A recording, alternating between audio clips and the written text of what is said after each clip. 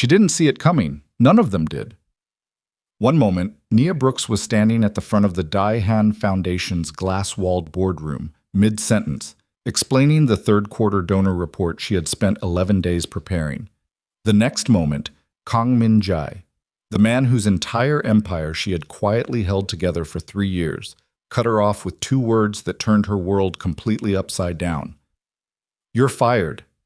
No warning, no private conversation, no reason given. Just those 2 words, dropped into the silence of a room packed with executives, board members, and donors who had known Nia by name, by kindness, by the coffee she remembered exactly how they took it. Every head turned, every breath caught, and Nia Brooks, who had never once broken in front of anyone, stood perfectly still and felt her entire life crack open beneath her feet. If that were you, standing in that room, surrounded by people you trusted, humiliated by the one person you never saw coming, what would you do? Don't go anywhere, because what happens next will stay with you long after this story ends. If this is your first time here, hit that like button and subscribe. I don't want you missing a single story on this channel, and drop your city or country in the comments right now. I want to see exactly how far this story travels. Now let's go back to that boardroom, because the real story is only just beginning.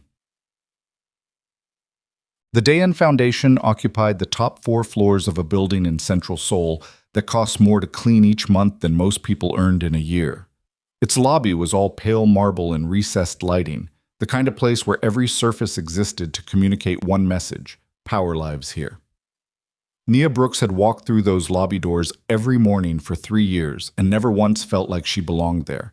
Not in the way the other executives belonged, the ones with the pressed suits and the practiced expressions, and the careful habit of never saying anything in a room that they hadn't already rehearsed twice in private.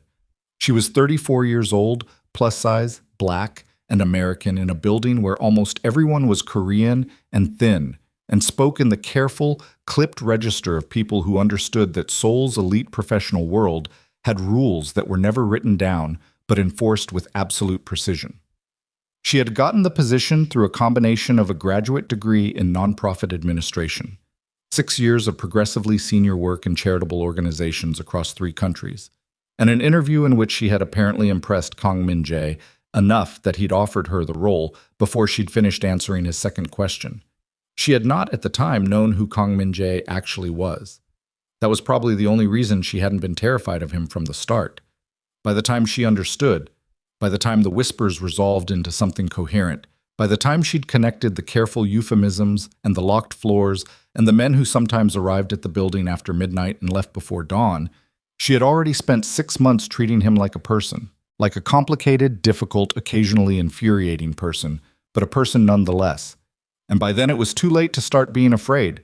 She organized his calendar with the same ruthless efficiency she brought to everything. She remembered that the head of the Cultural Grants Committee had a son who'd been accepted to university in Canada, and that asking about it at the start of meetings put the man in a measurably better mood for negotiations. She remembered that Min-jae himself drank his coffee without sugar, and that he had a slight but persistent tension in his left shoulder that worsened when he skipped lunch, which he did approximately 4 times a week, and that he made worse decisions in the late afternoon on empty stomach days. She told him that once, directly. With a container of food she had brought from a place 2 blocks away and placed on his desk without asking permission, he had looked at the container, then at her, with an expression she couldn't entirely read. "You're my executive secretary," he'd said. "Not my—" "I'm aware," she said. "But you have a 4 o'clock with the city planning liaison and you haven't eaten since 6 this morning, and the last time that happened, you told him his organization's priorities were, and I'm quoting directly, a masterclass in organized mediocrity. So," a pause. "Eat," she said, and walked back to her desk. He ate. She never brought it up again. But he started having lunch more consistently after that, and she noticed, and neither of them ever said a word about it. That was the texture of 3 years. Small, unremarkable, human moments stacked on top of each other until they formed something that didn't have a clean professional name but mattered enormously anyway. She knew that. She had always known that. What she hadn't known was that someone else had also noticed. The third quarter board meeting was scheduled for 10 in the morning and ran, as they always did, precisely to the minute. Min-jae did not tolerate meetings that drifted past their scheduled end, and the board members had learned this in the first year and adjusted accordingly. Nia had prepared for this particular meeting for 11 days. The donor report was 47 pages and covered not just the numbers, which were good, measurably better than the previous 2 quarters, but the narrative behind the numbers. Which programs had expanded? Which communities had seen the most direct impact? Which partnerships were generating returns that the raw figures didn't capture? She had rehearsed her presentation 3 times, not because she was nervous, she rarely got nervous about presentations, but because she respected the room enough to be prepared. She was 6 minutes into her portion when Min-jae stopped her. Not with a question, not with the particular quality of silence that meant he was processing something. He simply stopped her. "Ms. Brooks." His voice was exactly what it always was. Level, controlled. The voice of a man who had learned somewhere along the way that the quieter you spoke, the more carefully people listened. She stopped, looked at him. He was looking back at her with an expression she had never seen on his face before. Not cold exactly. Min-jae's default register was cool and controlled, not cold, but something closed, something that had made a decision already and was now simply executing it. "You're fired," he said. The room went completely still. Not the polite attention silence that boardrooms manufactured, actual stillness. The kind where you could hear the ventilation system and the distant sound of soul traffic through glass that was supposed to be soundproof. Nia heard her own heartbeat. She stood there for 3 full seconds. She counted them, later, in the particular way your brain counts things when it's trying to hold on to anything solid, and felt the ground shift under everything she thought she understood. "I'm sorry," she said. Her voice was steady. She would be grateful for that, later. "Your employment with the Daihan Foundation is terminated, effective immediately." He looked down at the table, picked up his pen. "Security will assist you in collecting your personal belongings. Please return your access credentials before leaving the building." Around the table, 23 people were watching her. She knew every single one of them. She knew their names, their roles, their particular professional anxieties, the way Councilman Park always reached for his water glass when he was uncomfortable, the way Director Huang tilted her head slightly when she was calculating something. Every single one of them was watching her now, and not one of them spoke. She waited 1 beat, then 2. "May I ask why?" she said. "The details are confidential." That was it. That was all she got. She had spent 3 years in that building, 3 years learning every system and every person and every unwritten rule of a workplace that had never entirely felt like it was designed to include someone like her. 3 years of arriving early and staying late and doing the work so thoroughly that Min-jae had once, and only once, said to her across his desk, "The foundation runs on your memory, Ms. Brooks. That's not a compliment I give easily." She had known that. She had kept it close. And now she was standing at the front of a boardroom holding 47 pages of work that no one was going to read. In a room full of people who knew her and were going to watch her walk out without saying a word to stop it. She looked at Kang Min-jae one more time. His eyes were on the table. Something in her chest cracked clean through. Not loudly, not dramatically. The way ice cracks. A sound you almost don't hear, followed by the sudden understanding that the surface you were standing on was never as solid as you believed. She gathered her presentation materials, tapped the pages into alignment, set them on the table with a precision that she would not, afterward, be entirely able to explain. Then she looked around the room. "Thank you," she said. "All of you. It's been a genuine privilege." She meant it. That was the thing that was hardest to carry out of the room with her. That she meant it completely, and that meaning it didn't make any of it hurt less. She walked to the door, opened it, did not look back. The door closed behind her with a soft, expensive click. The security officer who accompanied her to her office was a young man named Jun-ho, who had started at the foundation 8 months ago and who Nia had helped navigate the first 2 weeks of a job that was more complicated than his contract described. She had shown him where the good vending machine was. She had explained which executives preferred not to be acknowledged in the elevator, and which ones were genuinely friendly, and which ones were performing friendliness for reasons worth tracking. He was visibly uncomfortable now. "Ms. Brooks," he said, in English, because she had always spoken to him in English, since his was better than her Korean. I'm sorry. I didn't know." "It's fine, Junho," she said. "You're doing your job. Don't apologize for that." She was allowed 15 minutes to collect her belongings. She realized, accumulated very little in 3 years. A photograph of her mother and her grandmother taken somewhere in Georgia that she'd kept in the bottom drawer of her desk. A broken-in cardigan she kept for days when the building's aggressive air conditioning defeated her. 3 books she'd brought in meaning to read during lunch breaks and never actually opened. A small plant, a pothos, that she had bought for 5,001 from a street vendor near the subway and which had inexplicably thrived on the fluorescent light from her desk lamp. She put the pothos in the cardigan. Put the cardigan in a paper bag the mailroom had given her. Put the books on top. Put her mother's photograph face down on top of the books so she couldn't see it until she was somewhere private. She handed Junho her access badge, her office key, the secondary key that only 3 people at the foundation were supposed to know about, and which she handed over without comment. He looked at the secondary key for a moment. "Ms. Brooks, have a good afternoon," she said. She walked out of the building into Seoul's mid-October air, which had that particular quality of autumn sunlight that makes everything look like it's lit for a film. Too golden, too precisely angled, completely indifferent to the person standing beneath it. She stood on the sidewalk for approximately 45 seconds. Then she found the nearest subway entrance, descended into it, and sat on a bench on the platform for 6 minutes while she breathed carefully and did not cry. Not because she was too proud to cry, but because she was in public, and she was Nia Brooks, and she had learned a very long time ago that if you cried in public, you gave the situation more power over you than it deserved. She cried later. In her apartment, with the pothos on the kitchen counter and her mother's photograph on the table and the paper bag still half unpacked, because she couldn't quite bring herself to finish the task. She cried thoroughly and messily and without any particular dignity, which was the right way to do it. And then she stopped. And then she made tea. And then she sat at her kitchen table in the October dark with her tea and her pothos and her mother's photograph, and she thought about what came next.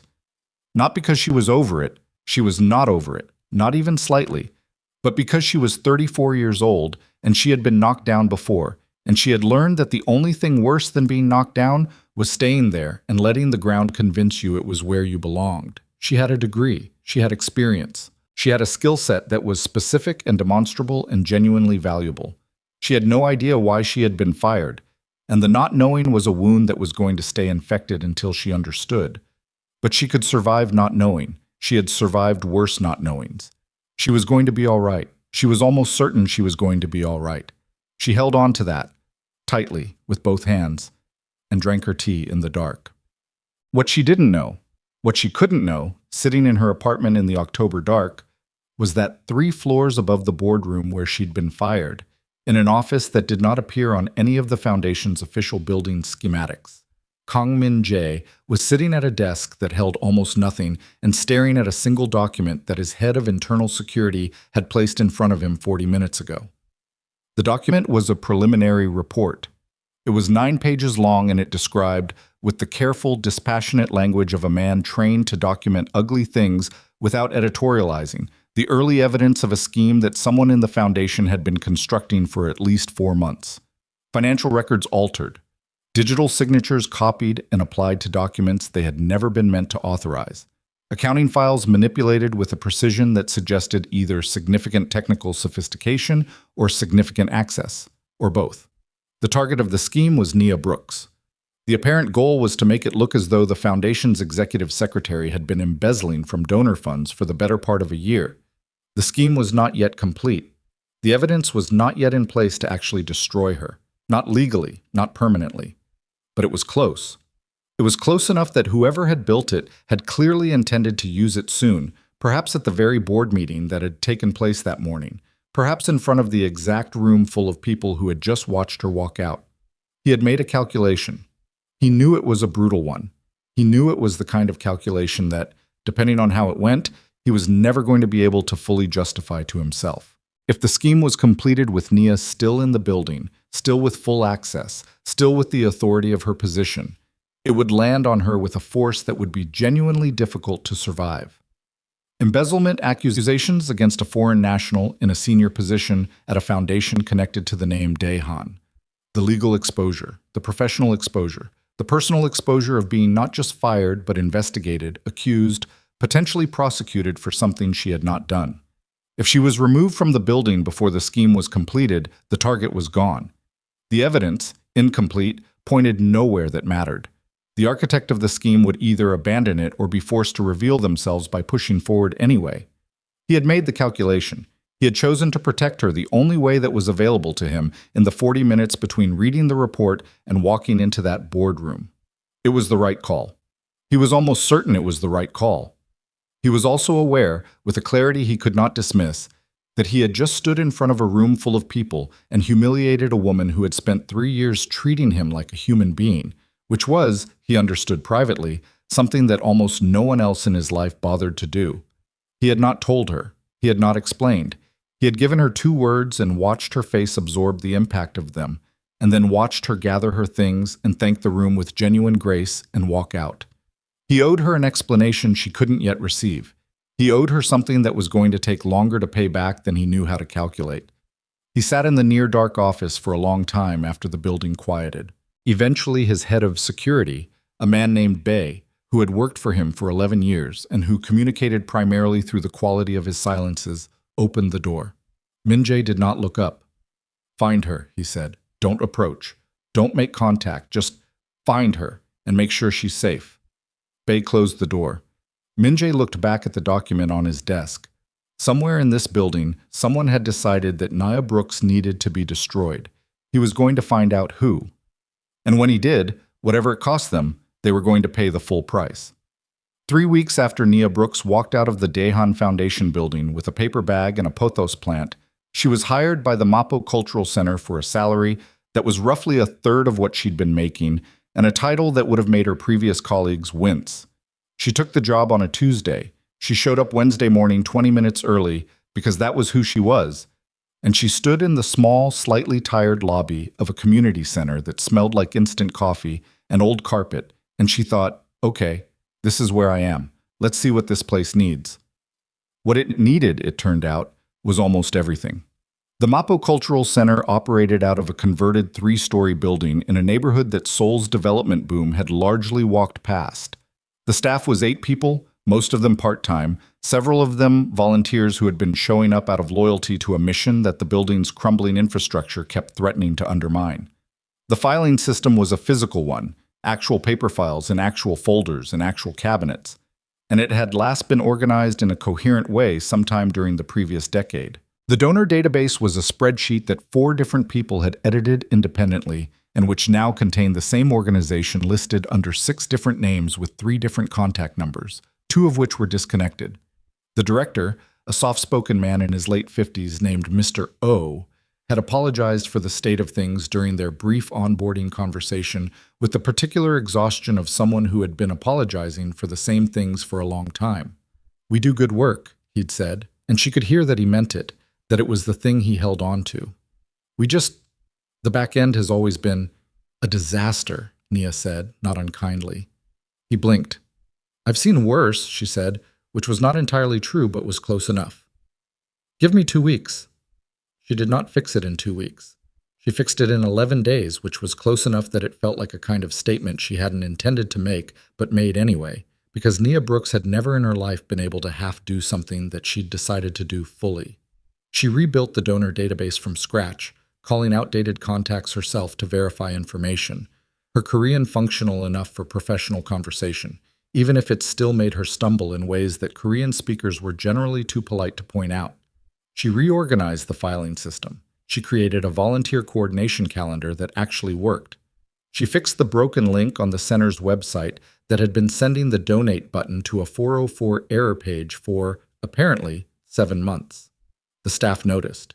They couldn't not notice. She was reorganizing the bones of the place they'd been working in for years, and she was doing it without making them feel like they'd been doing it wrong. That was the part that was harder than the organizational work. That was the part that required something that couldn't be put in a spreadsheet. A volunteer named Ha Yun, 22 years old and studying social work, started bringing Nia an extra coffee every morning without being asked. An older man named Mr. Shin, who maintained the building's systems and communicated primarily through grunts, started propping open the side door for her on cold mornings, because he'd noticed she sometimes had her hands full when she arrived. These were small things. They were also the exact texture of how communities actually worked, not through grand gestures, but through accumulated small attentions that told people, "I see you. You matter here." She knew she was rebuilding something. She just hadn't planned for how much it would matter to her. Bay's surveillance report landed on Min Jae's desk every 48 hours. It was never long. Bay was not a man who used more words than a situation required. Subject employed at Mapo Cultural Center. Performance metrics, exceptional per all available indicators. Staff morale measurably improved since subject's arrival. Subject is well. No threats identified. Min Jae read each report once, set it in the second drawer of his desk, did not acknowledge receiving it.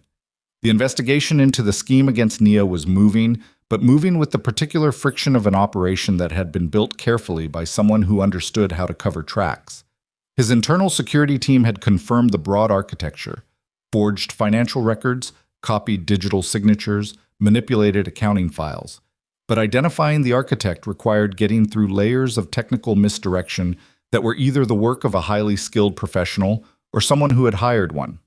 Min Jae had a list of 6 people inside the foundation who had the access required to execute what had been done. He was narrowing it. He was being careful. Rushing this would give whoever had built the scheme time to adapt. And adapting meant destroying evidence. And destroyed evidence meant Nia never got the explanation she deserved. He was being careful. He told himself that every day. What he was less honest with himself about was why he read Bay's reports the way he did. The slight easing in his chest at subject as well. The way he turned the page over when he'd finished as though closing something he wasn't ready to examine. He was not a man who examined things he wasn't ready to examine. He'd built an entire architecture of self-discipline around not doing exactly that. He had also, in 3 years of working alongside Nia Brooks, developed the particular and inconvenient habit of being honest with himself when it actually mattered. Because she'd had a way of making dishonesty feel slightly ridiculous, not through confrontation, but through the simple pressure of being, herself, completely direct. He was aware that he missed that. He was aware that missing it was not an entirely sufficient description of what he was experiencing. He set the latest report in the second drawer and went back to work. The call came on a Thursday afternoon, and it came from a number that Min Jae recognized as belonging to Councilman Park Dae-won, a man who had been on the foundation's board for 6 years, and who had the particular quality of someone who had learned to be useful to powerful people and had structured his entire professional life around maintaining that usefulness. Min Jae, Park said when the call connected. He was one of 3 people outside Min Jae's immediate circle who used the given name, a familiarity that had been granted years ago and which Park deployed with surgical care. I wanted to reach out personally about the Brooks situation. Min Jae was quiet for 2 seconds. What about it? There's been some conversation among the board members about the manner of the termination. Several people have expressed concern. Concern, Min Jae repeated, about the process. It was abrupt. And Ms. Brooks was, well, she was well regarded. People are asking questions. Let them ask. A pause. The PR implications are being managed. Min Jae's voice dropped half a register. Not a threat. Not exactly. But Councilman Park had been around long enough to understand the difference between the 2 versions of Min Jae's quiet, and this was not the comfortable one. If there's nothing else, Councilman. Of course, Park said smoothly. I simply wanted to flag it, for your awareness. The call ended. Min Jae set the phone down and sat for a moment with the very particular quality of stillness that came to him when something had not yet fully resolved into meaning, but his body had registered it before his mind caught up. Park Dae-won had 6 years on the board. He was on the access list. He was not at the top of the list. He was not at the bottom either. Min Jae picked up his phone again and sent Bae a single message. Park. Full history. 48 hours. The first time Min Jae went to the Mapo Cultural Center, he told himself he was in the neighborhood for unrelated reasons. This was not true. The Cultural Center was 40 minutes from his usual orbit, in a direction he had no professional reason to travel, and he had checked Bae's last report that morning, specifically to confirm Nia's schedule before leaving. He told himself he was in the neighborhood for unrelated reasons, and he got out of the car, and he walked into the community center's lobby, and Nia Brooks looked up from the reception desk. She was covering for someone, apparently, which was the kind of thing she apparently did now. And her expression went through approximately 4 stages in the space of 2 seconds. Recognition, surprise, something harder and more guarded than either. And then, with what he recognized as deliberate effort, a careful neutrality. "Mr. Kang," she said. "Miss Brooks." He had been in tighter spots than this. He had sat across from men who wanted to ruin him and maintained his composure with complete ease. He was finding, standing in a lobby that smelled like coffee and old carpet, that Nia Brooks looking at him with professional neutrality was significantly harder to absorb than most things he'd encountered in recent memory. "Is there something I can help you with?" she asked. "I needed something notarized," he said. A pause. "We don't have a notary service," she said. "Right." He looked at the desk, at the small pothos plant in the corner. His pothos plant, her pothos plant, the one from her office. "I may have been given incorrect information." "May have been," she said, and her voice had not warmed, but something in the set of her mouth shifted slightly. Not softening, exactly. Something more like the instinct to respond to an absurdity with its appropriate tone, which in her case was gentle and dry and a little bit merciless. "The center's community programs," he said, shifting. "I was considering making a donation to support neighborhood outreach." She looked at him for a long moment. The kind of look she'd given him sometimes across his desk when he'd said something that was technically accurate but was leaving out the most important part. "We'd welcome any donation," she said. "I can put you in touch with our director, Mr. O." "That would be helpful." She picked up the phone.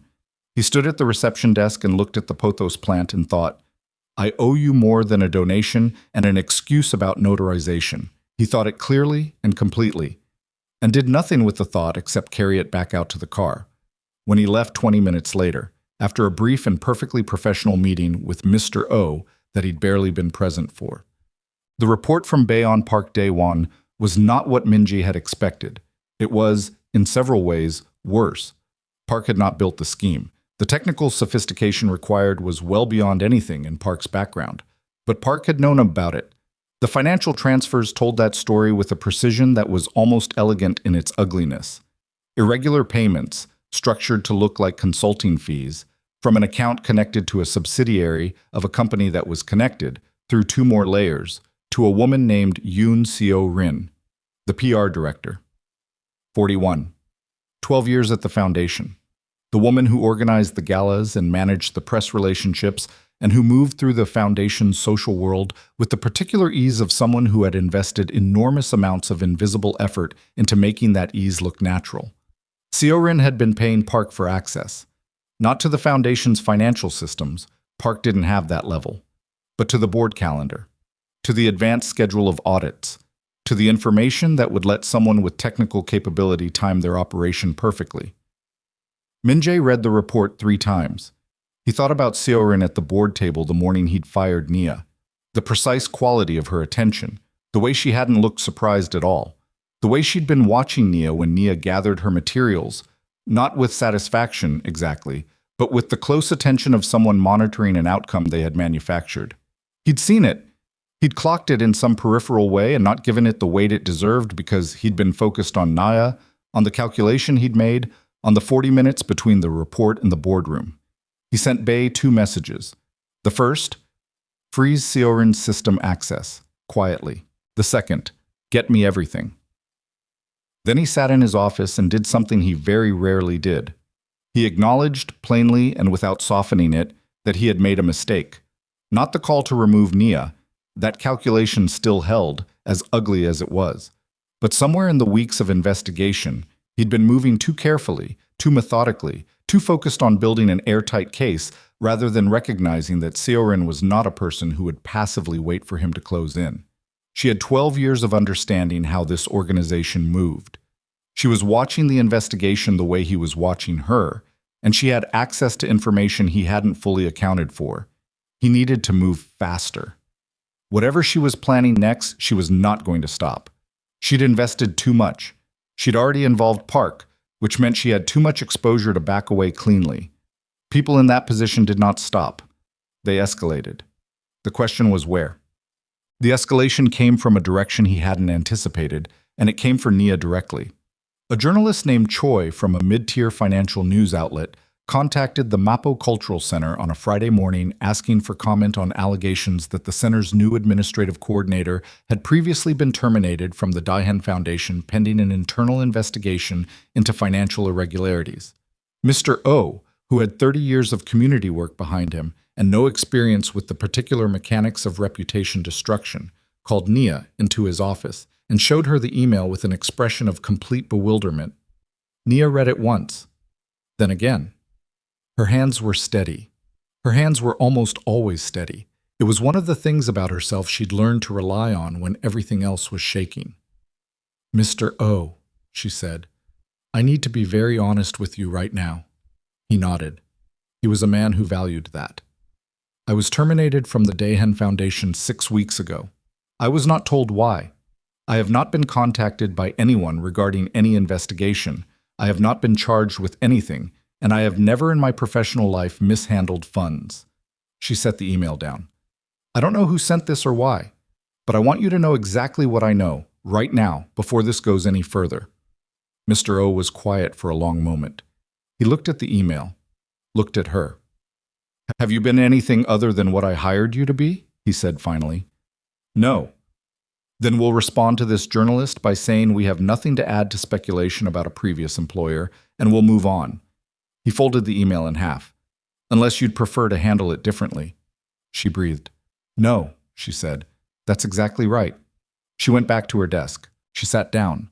She looked at the small pothos plant in the corner, the one she'd carried out of the Daehan Foundation in a paper bag, the one that had no business thriving under fluorescent light and kept doing it anyway. And she sat with the thing that was rising in her chest, which was not quite anger and not quite fear, but something that lived in the space between them. Something with edges. Someone was trying again. Someone had her firing, had knowledge of the details of how and why, and was using it deliberately to follow her to her new position and finish what they'd started.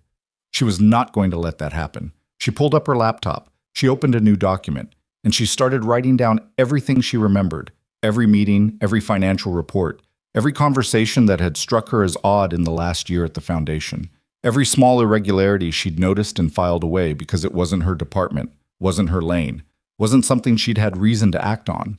She had a very good memory. That had always been both her professional asset and a kind of private weight. The way she retained things, stored them, the way almost nothing fully left her. She typed for 3 hours. When she finished, she had 11 pages. She read through them once. Then she picked up her personal phone and called a number she'd kept but never used. A lawyer she'd met at a non-profit conference in her second year in Seoul. A woman named Lim Ji-soo, who specialized in employment and defamation cases, and who had given Nia her card with the specific words, "If you ever need someone in your corner." The phone rang 4 times. "Attorney Lim's office," said a voice. "This is Nia Brooks," she said. "I need to speak with Attorney Lim.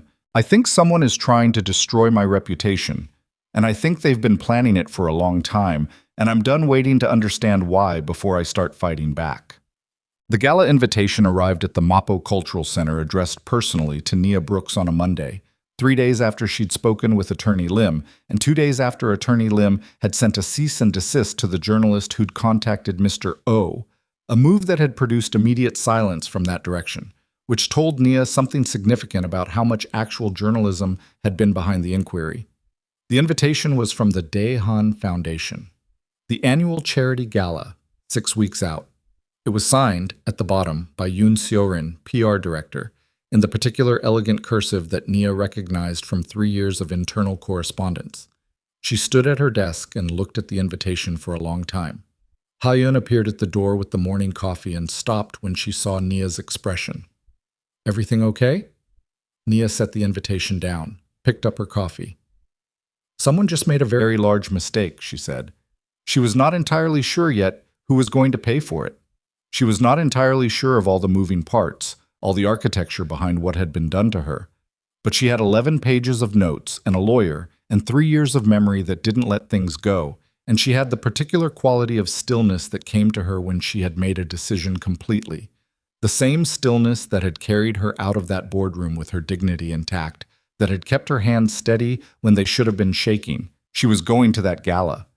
And whoever had sent this invitation thinking she would crumble under the pressure of walking back into that room had made a catastrophic miscalculation about exactly what kind of woman Nia Brooks was. The gala was on a Saturday. Nia spent the 2 weeks before it doing exactly what she would have done anyway, working. She arrived at the Mapo Cultural Center early and left late. She finalized a grant application that tripled the center's capacity for after-school programming. She negotiated a partnership with a neighborhood bakery to provide meals for elderly residents twice a week, a thing she'd arranged over 3 conversations and a handshake, and which would have taken 6 months of formal procurement at the foundation. She learned the name of Mr. Shin's dog, a 14-year-old Jindo named Bori, who apparently had opinions about weather and communicated them through strategic placement near doorways. She did all of this, and she did not think about the gala more than was useful. Attorney Lim had been thorough. In the 2 weeks since Nia's first call, they had met 3 times, twice in Lim's office in Mapogu, once over the phone at 11 at night when Lim had found something in the financial press archives that she wanted Nia to see immediately. They had built a timeline. They had documented the journalist contact, the cease and desist response, the suspicious speed with which the inquiry had gone silent. They had established, at minimum, a credible pattern of targeted reputational harassment. What they didn't have was the origin, the who and the why, documented in a way that would hold. Nia was working on that separately, with her 11 pages of notes and her 3 years of memory, and she had not yet told Attorney Lim everything she suspected because she wanted to be certain before she said the name out loud in a legal context. She was almost certain. She just needed the gala to confirm it. She wore the green dress. She had almost not worn the green dress. It was the kind of dress that did not allow you to be invisible, which was the opposite of what every careful, self-protective instinct in her body was recommending for a room she'd been deliberately invited to as a target. But she had stood in front of her bathroom mirror on Saturday morning and had a brief, honest conversation with herself about what walking into that ballroom in something designed to disappear would actually communicate. And then she had put on the green dress. It was deep emerald, fitted, the kind of color that did specific things to her dark skin in good lighting. And the Daehan Foundation's annual gala had very good lighting because Yoon Seo-rin had been managing its aesthetics for 12 years and understood exactly how light shaped perception. Nia understood that too. She had learned it in the same building. She arrived at 7:45, 15 minutes after the formal start, which was early enough not to seem like she was making a statement, but late enough to walk into a room that was already populated. A room where her entrance would be witnessed by people who already had drinks in their hands and had settled into their social positions for the evening. The hotel ballroom held approximately 300 people, politicians, executives, cultural figures, journalists, the particular category of wealthy individual whose relationship with charitable giving was primarily about the tax structure and the photographs. Nia knew perhaps 100 of them by name. She had managed their donor files, remembered their children's universities and their wives' birthdays, and the causes they actually cared about versus the ones they associated with for optics. She was recognized within 40 seconds of entering. The first person was Councilman Park, who saw her from across the room and whose expression did something very fast and very complicated before settling into a professional warmth that cost him visible effort. "Ms. Brooks," he said, materializing at her elbow with a glass of champagne she hadn't asked for. This is a surprise." "I was invited," she said pleasantly. She did not take the champagne. Of course, of course." He was watching her with the specific attention of a man doing rapid calculation. "You look wonderful. How are you settling into... I heard you found a new position?" "I did." She smiled at him. It was a real smile, which was the most unsettling kind. The Mapo Cultural Center. Wonderful community. Wonderful people. Something flickered behind his eyes. "Wonderful," he said. "Enjoy your evening, Councilman." She moved into the room. She found Seo-rin near the stage, managing the precise orchestration of 3 conversations simultaneously with the ease of someone who had been doing it for over a decade. Seo-rin was 41 and looked 35 in the way that required significant daily investment. Her black dress, the kind of simple that was extremely expensive. Her hair in the architectural updo she wore to every formal event. Their eyes met across 12 feet of ballroom. Seo-rin smiled. It was a beautiful smile. Everything about Seorin was calibrated to be beautiful in exactly the right way at exactly the right moment. Nia held her gaze for 3 seconds, long enough to communicate that she was not here by accident, not here out of confusion or social miscalculation, not here to be managed. And then she broke eye contact first, deliberately, because letting Seorin think she was nervous was tactically useful. She was not nervous. She was the kind of angry that had been sitting in a controlled container for 6 weeks and had become, in that time, something very focused and very cold and very patient. She found a position near the windows with a clear sight line to the stage and a glass of water, and she waited. What she was waiting for arrived 40 minutes later, in a form she had partially anticipated and partially had not. She had expected Seorin's speech to reference the Foundation's high standards. She had expected some version of a public implication, something elegant enough that it could be denied as coincidental, something that let the room draw its own conclusions while Seorin's hands stayed clean. She had not expected Councilman Park to get there first. He was 3 people ahead of Seorin in the evening's program, a brief acknowledgement of the Foundation's community partnerships, and he delivered it with the particular smoothness of someone who had spent 30 years building the ability to say damaging things in the register of praise. The Daehan Foundation's integrity, he said from the microphone, has never been more important than now. In a landscape where public trust is fragile, organizations like ours, that hold themselves to the highest standards of transparency and accountability, that make the difficult decisions necessary to protect that trust, these organizations become the bedrock of civil society. He paused. Let it breathe. We don't always get to explain every decision publicly. Sometimes protecting the institution means accepting that certain things must remain confidential. The board and I are grateful to Chairman Kang for his leadership in that regard. He stepped back from the microphone to applause. Nia stood very still at the window. She understood what had just happened. She understood it with a completeness that hit her in the sternum and stayed there, heavy and deliberate. Park had just, in 3 minutes of polished professional language, told 300 people, including the journalists in the room, that the Daehan Foundation had made a difficult decision it couldn't publicly explain, involving confidentiality, involving protecting institutional trust, and that the board supported it. He had made Nia's termination part of the evening's official record without saying her name once. It was beautifully done. She could almost admire it if she wasn't the one it was being done to. She set her water glass down on the nearest surface. Her hands were still steady. She was very focused on her hands being steady. Then Seorin took the stage.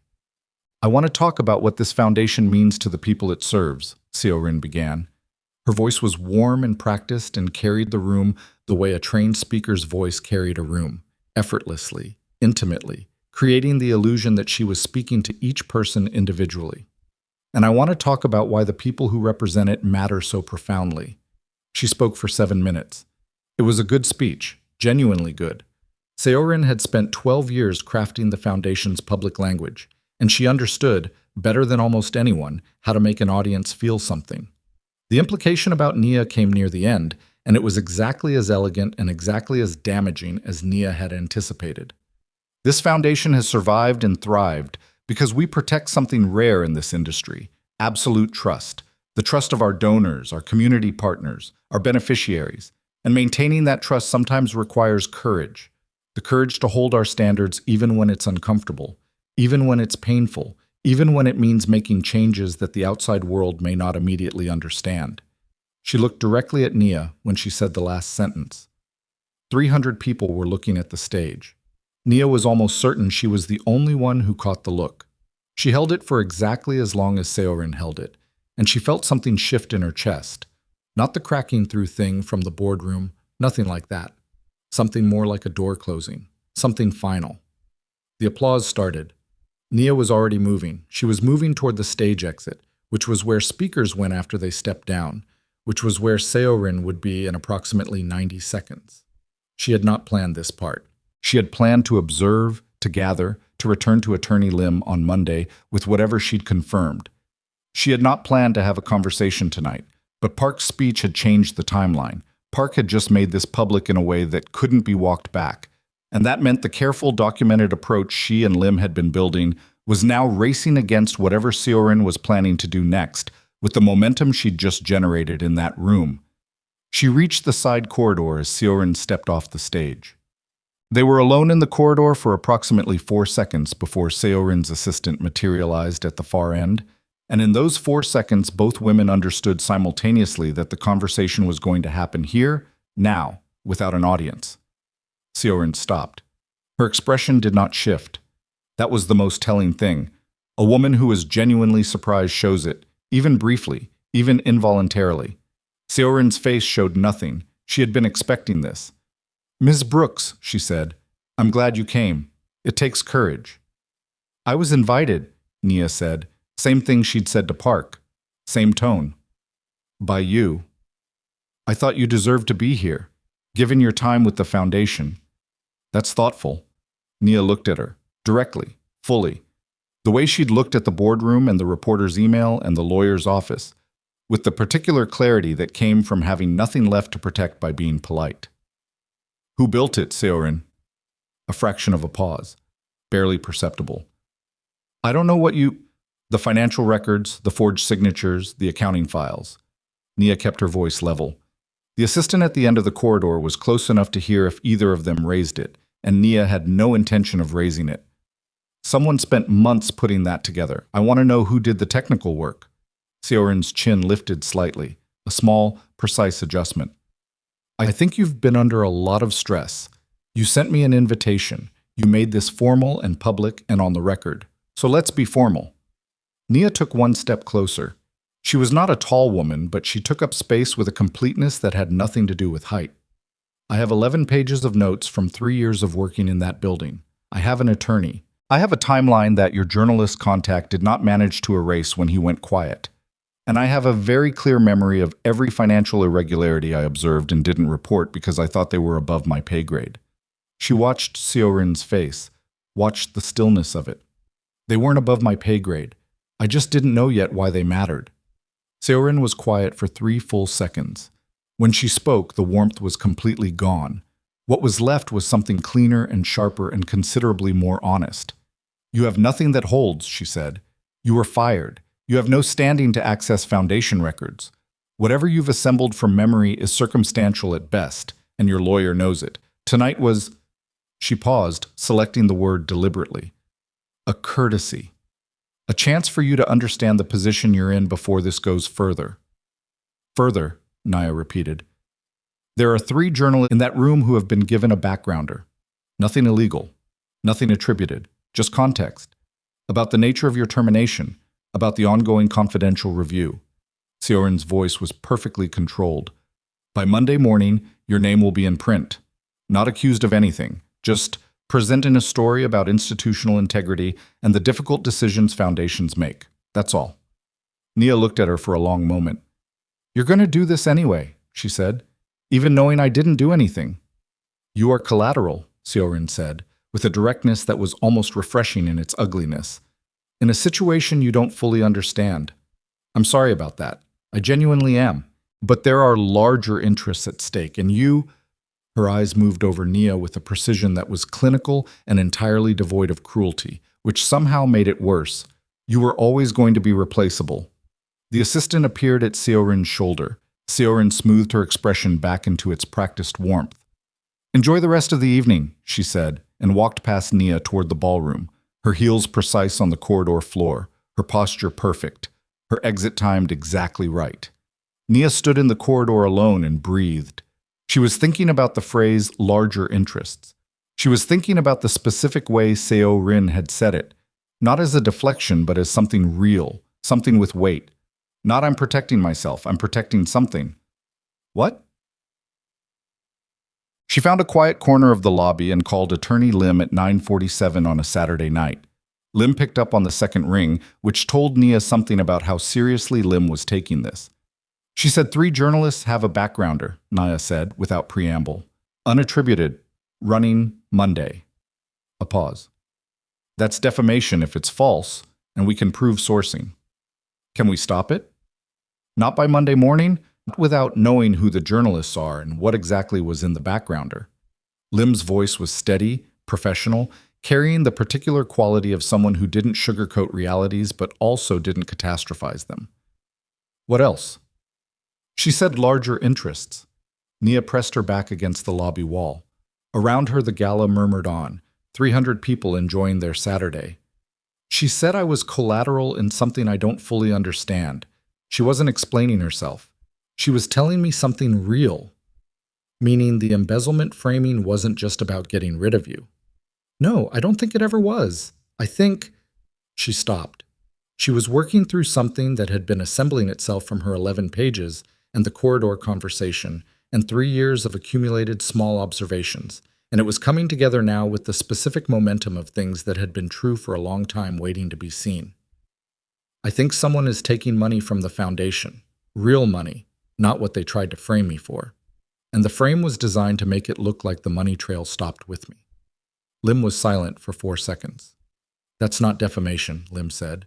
That's financial fraud, possibly organized. Yes. Nia, that's a different conversation than what we've been preparing for. I know. She looked at the ballroom entrance. Through the open double doors she could see the glow of the chandeliers and the silhouettes of 300 people, and near the stage, the elegant line of Seorin's updo. I need to know what's actually moving through those accounts. And I need to know who else is involved, because Seorin is not doing this alone. She doesn't have the technical capability, and she doesn't have the institutional protection to run something this size by herself. If you're right about this, I need access to the financial records. Real access. She paused. I need Min Jae.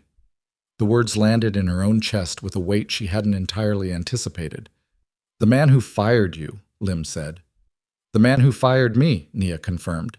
She had spent 6 weeks not thinking about him more than was strictly necessary, which meant she had thought about him constantly in the specific background frequency that things occupy when you're actively managing them.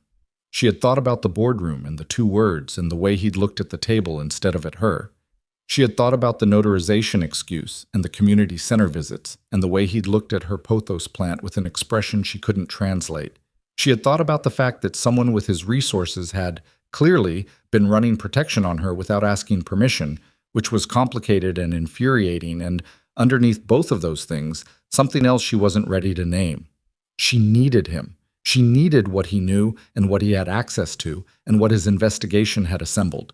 And going to him meant walking back into a dynamic that had cost her more than she'd let herself fully calculate. Set up a meeting, Lim said. Monday. With his legal team present. I'll handle it myself first. Nia, I know what I'm doing. She ended the call. She stood in the lobby for one more moment. Then she went back into the ballroom, found a waiter, took a glass of sparkling water, and went to find Kang Min Jae. I was near the far wall, in a cluster of 3 other men who had the particular posture of people who had accepted they were going to spend their Saturday evening talking business in formal wear. He was in a dark suit, black, the same basic register he always occupied, and he was listening to something the man on his left was saying with his particular quality of attention, complete, focused, slightly unnerving. He saw her before she was halfway across the room. She watched him see her, watched the very brief and very controlled sequence of reactions, recognition, something that moved quickly behind his eyes and was shut down before it resolved, and then the careful neutrality he defaulted to in any situation he wasn't ready to navigate. He said something brief to the men around him and moved toward her. They met in an open stretch of floor, equidistant from every cluster of people, both of them moving with the instinct to not be overheard. You're here, he said. Seorin invited me. She watched his face. You knew she would. Something shifted. I had concerns about what tonight was going to be.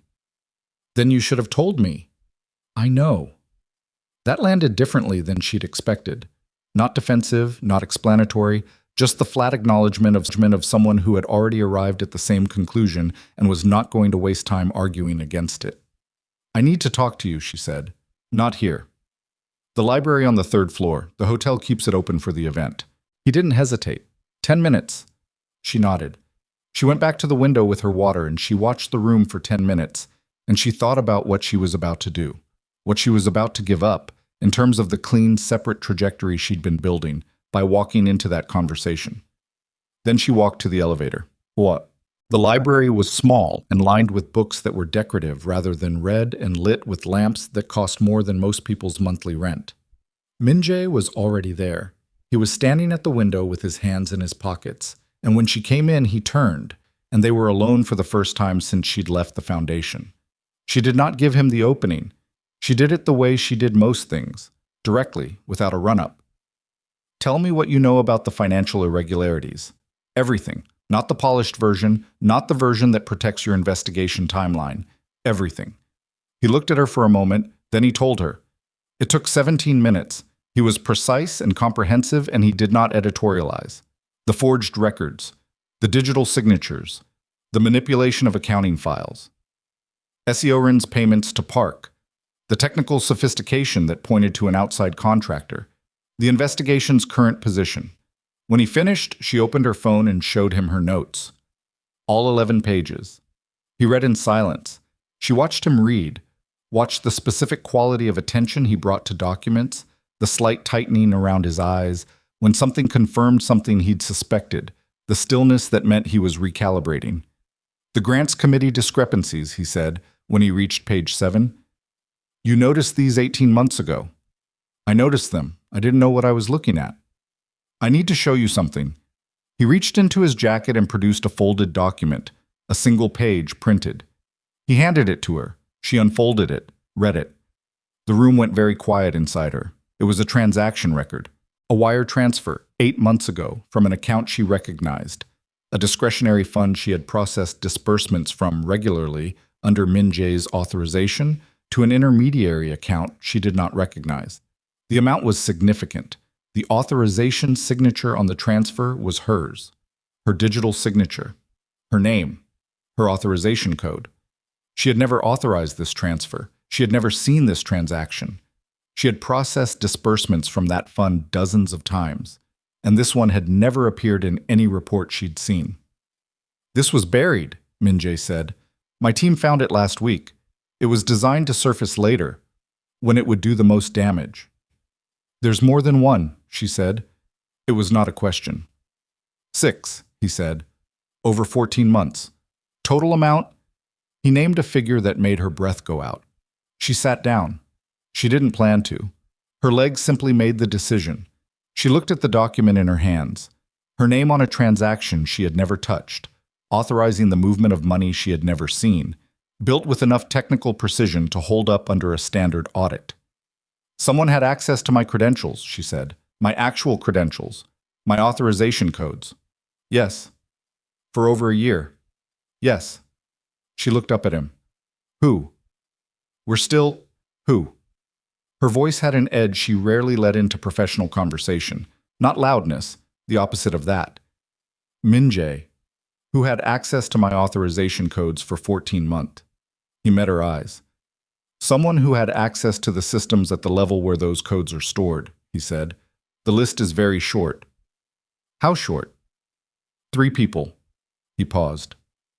Seorin, Park, and the Foundation's head of digital infrastructure, a man named Lee Hyun-soo, who resigned 4 months ago and whom we have not been able to locate. She sat with that for a moment. And the money, she said. The 6 transfers. Where does it actually go? He didn't answer immediately. That in itself was an answer of a kind, the hesitation of a man who had information he wasn't sure how to deliver. Tell me, she said. The intermediary accounts lead to a series of shell structures in 3 jurisdictions. My team has traced the endpoint, the final beneficiary, to a holding company. He looked at her steadily. The holding company is registered under a name you won't recognize, but the beneficial owner... He stopped. Say it. The beneficial owner is my uncle, he said, Kang Byung-ho, who has been in a formal dispute with me over the Foundation's directorship for 4 years. The room was very quiet. Nia looked at him. At the controlled surface of his expression and the thing underneath it that was not controlled, the particular quality of a person absorbing something that had been true for a long time without their knowledge, and that rewrote the architecture of everything they thought they'd understood. Your uncle, she said. My uncle, he confirmed, has been stealing from the Foundation, has been systematically looting the Foundation's discretionary funds for at least 14 months, using forged authorization from my executive secretary, building a paper trail designed to implicate her, and waiting for the moment when the evidence was complete enough to bring the Foundation's leadership, and by extension me, into the fraud investigation. His voice was precise and completely steady, which was the most telling thing about how much it cost him. The goal was never just to destroy you. The goal was to use your name to take me down. You were collateral, she said. He stopped. Seorin told me that tonight, in the corridor. Nia set the document on the table between them. She said I didn't fully understand the situation. She was right. She breathed. Your uncle is behind this. Seorin and Park are instruments, and in... She checked her phone. Approximately 36 hours, 3 journalists are going to run an unattributed story about my termination framed as an integrity issue, which will make my name publicly toxic, which will make the forged transactions harder to dispute. I can stop. You can't stop it in 36 hours through legal channels, and you know it. She stood up. Her hands were still steady. She needed them to stay that way. We have to move tonight. He looked at her across the table, at the document, at the phone in her hand. What do you need? He said. She looked at him. This man who had fired her in a boardroom and visited her with terrible excuses and read surveillance reports and stood at her reception desk looking at her pothos plant with an expression she had still not fully translated. This man who had just told her the truth when he could have kept managing her, who had handed her a document that implicated his own family, who had said, "What do you need?" without condition or qualifier. She needed an answer to a question she hadn't known she was going to ask until this moment. The night you fired me, she said. You'd seen the preliminary report. You made the calculation. Yes. You could have told me, quietly, given me an explanation. Yes. He didn't look away. It would have been safer for both of us if you'd known. Then why didn't you? A long pause. The longest pause she had ever heard from a man who did not waste them. Because, he said, I needed you out of that building, and I was not entirely certain, in the 40 minutes I had, that I could explain it to you without you doing exactly what you're doing right now. She almost laughed. It wasn't a happy sound, but it was real. Fighting back, she said. Refusing to be managed, he said. Which is... He stopped. What? The thing I most respect about you, he said, and the most operationally inconvenient quality a person can have when you're trying to keep them safe. She held his gaze for a moment that was long enough to mean something and short enough not to require either of them to name it. Call your legal team, she said. We're going back into that ballroom and you're going to get me access to those transaction records before midnight, and then we're going to figure out how to burn this down before Monday morning. Gives your uncle's people a head start. He reached for his phone. She turned toward the door, stopped, turned back. Minjai. He looked up. After this is over, she said, we are going to have a very long conversation about the difference between protecting someone and deciding for them. He held her gaze.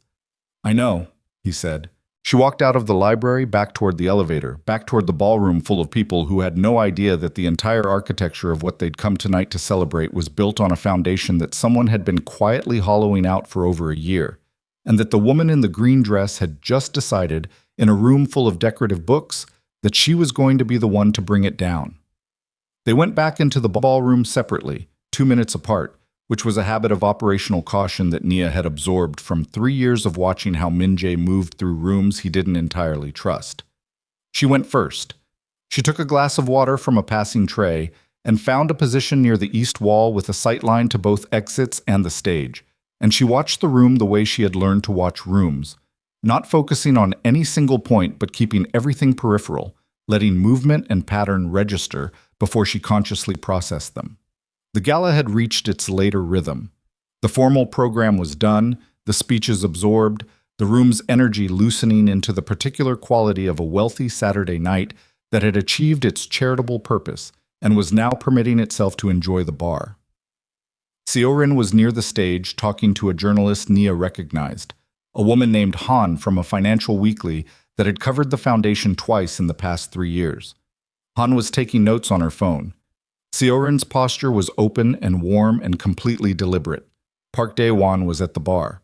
He was on his 3rd drink by Nia's count and talking to no one, which for a man of Park's social discipline on a night like this meant he was managing something internal that was costing him.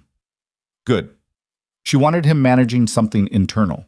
Minjae entered the ballroom from the south entrance, spoke briefly to a man near the door, One of his people, she recognized the body language, and then began moving through the room with the apparent casualness of a man making social rounds. He stopped twice to exchange brief words with board members. He did not look at her. At 10:43, Bay materialized at Nia's elbow. She had not seen him approach. She never did. Bay moved through spaces like a change in air pressure. You became aware of him only when he was already beside you. "Ms. Brooks," he said, in the quiet, flat register that was apparently his only register. "He says to tell you the system access is ready. His legal team is in the second conference room on the 4th floor. They need you to verify the transaction records in person. The authentication requires someone with original credential knowledge." She looked at him. "Now?" "He said you'd want it done before the bar closes." She almost smiled. "Lead the way." The 4th floor conference room held 3 people when they arrived. Min Jae's lead attorney, a compact, precise woman named Attorney Cho, who Nia had interacted with twice during Foundation events, and who communicated almost entirely through the quality of her handshake and the speed at which she read documents. A financial forensics specialist named Dr. Yoon, who had the particular quality of a person who existed most fully in the presence of numbers. And Bay, who had somehow arrived before them despite having been standing beside Nia 30 seconds ago. A laptop was open on the table. The screen showed the Foundation's financial management system, the real one, not the external-facing dashboard. Nia sat down, pulled the laptop toward her. "Walk me through what you need," she said to Dr. Yoon. "The 6 flagged transactions.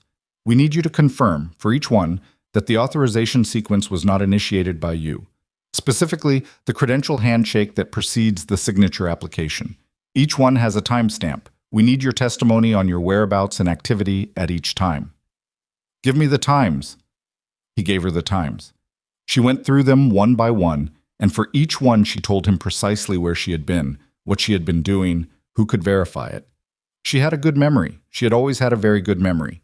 Right now she was grateful for it in a way that felt almost physical. The specific relief of having something solid to give when everything else felt like it was moving under her. 5 of the 6 were easy. The 6th one, 14 months ago, on a Thursday afternoon, made her stop. She stared at the timestamp. 11:47 in the morning. "Ms. Brooks," Dr. Yoon said. "I was in a meeting," she said slowly. "A budget review. With Min Jae and the Grants Committee. It ran from 10 until 1. She looked up. "But I stepped out. Twice.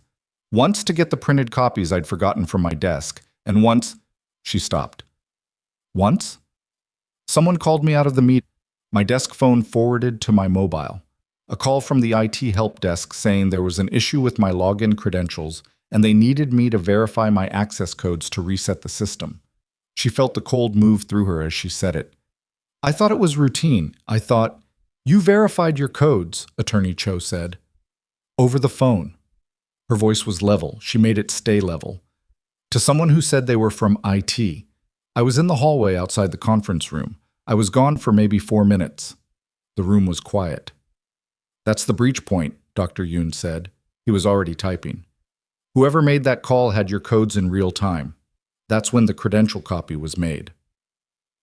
14 months ago. She had given someone her access codes over the phone on a Thursday morning because they'd called her and said they were IT and she'd been distracted and in a hurry and human. In the precise way that people are human when they're busy and someone calls with a routine-sounding request. 14 months. "I need the call records from that day," she said. "My desk phone's out going forward to mobile, the receiving number." "We already have them," Min Jae said from the doorway. She hadn't heard him come in. She looked up. He had a folder in his hand. He set it on the table in front of her and remained standing, which was how he occupied rooms when something mattered. The call records. The number that had called her that Thursday morning. The number belonged to a prepaid mobile registered to no one real, purchased for cash at a convenience store in Mapogu, used exactly once, 14 months ago, at 11:41 in the morning, for a 4-minute call that had cost Nia Brooks everything that followed. "Lee Hyun-soo," Min Jae said, "the digital infrastructure head. He purchased the prepaid phone. The purchase is on security footage at the convenience store." "You have him on camera." "We have him on camera," she breathed. "And the connection to your uncle." Lee Hyun-soo was employed by a consulting firm before joining the foundation. The firm's primary client, historically, was a company owned by Kang Byung-ho. He said it flatly, without inflection. He was placed inside the foundation. He built the technical architecture for the scheme, trained Seorin's team on execution, then resigned and disappeared when the operation was ready to move to its final phase. Where is he now? As of 6 hours ago, Busan. Bai, from the corner of the room. Attorney Cho looked up from her notes. We have enough, she said to Min-jae. The financial forensics, the call records, the security footage. We can file tonight. Emergency injunction on the accounts. Formal fraud complaint to financial regulators. Simultaneous notification to the foundation board. The journalist, Nia said. Cho looked at her. If we file tonight and notify the board, the story changes. Any responsible outlet will hold publication pending the fraud disclosure.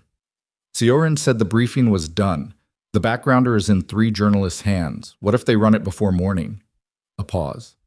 Attorney Cho looked at Min-jae. Then we move first, he said. We don't file quietly. We go to the press ourselves tonight, with the complete picture. He looked at Nia. Your name, cleared publicly. The fraud disclosed publicly.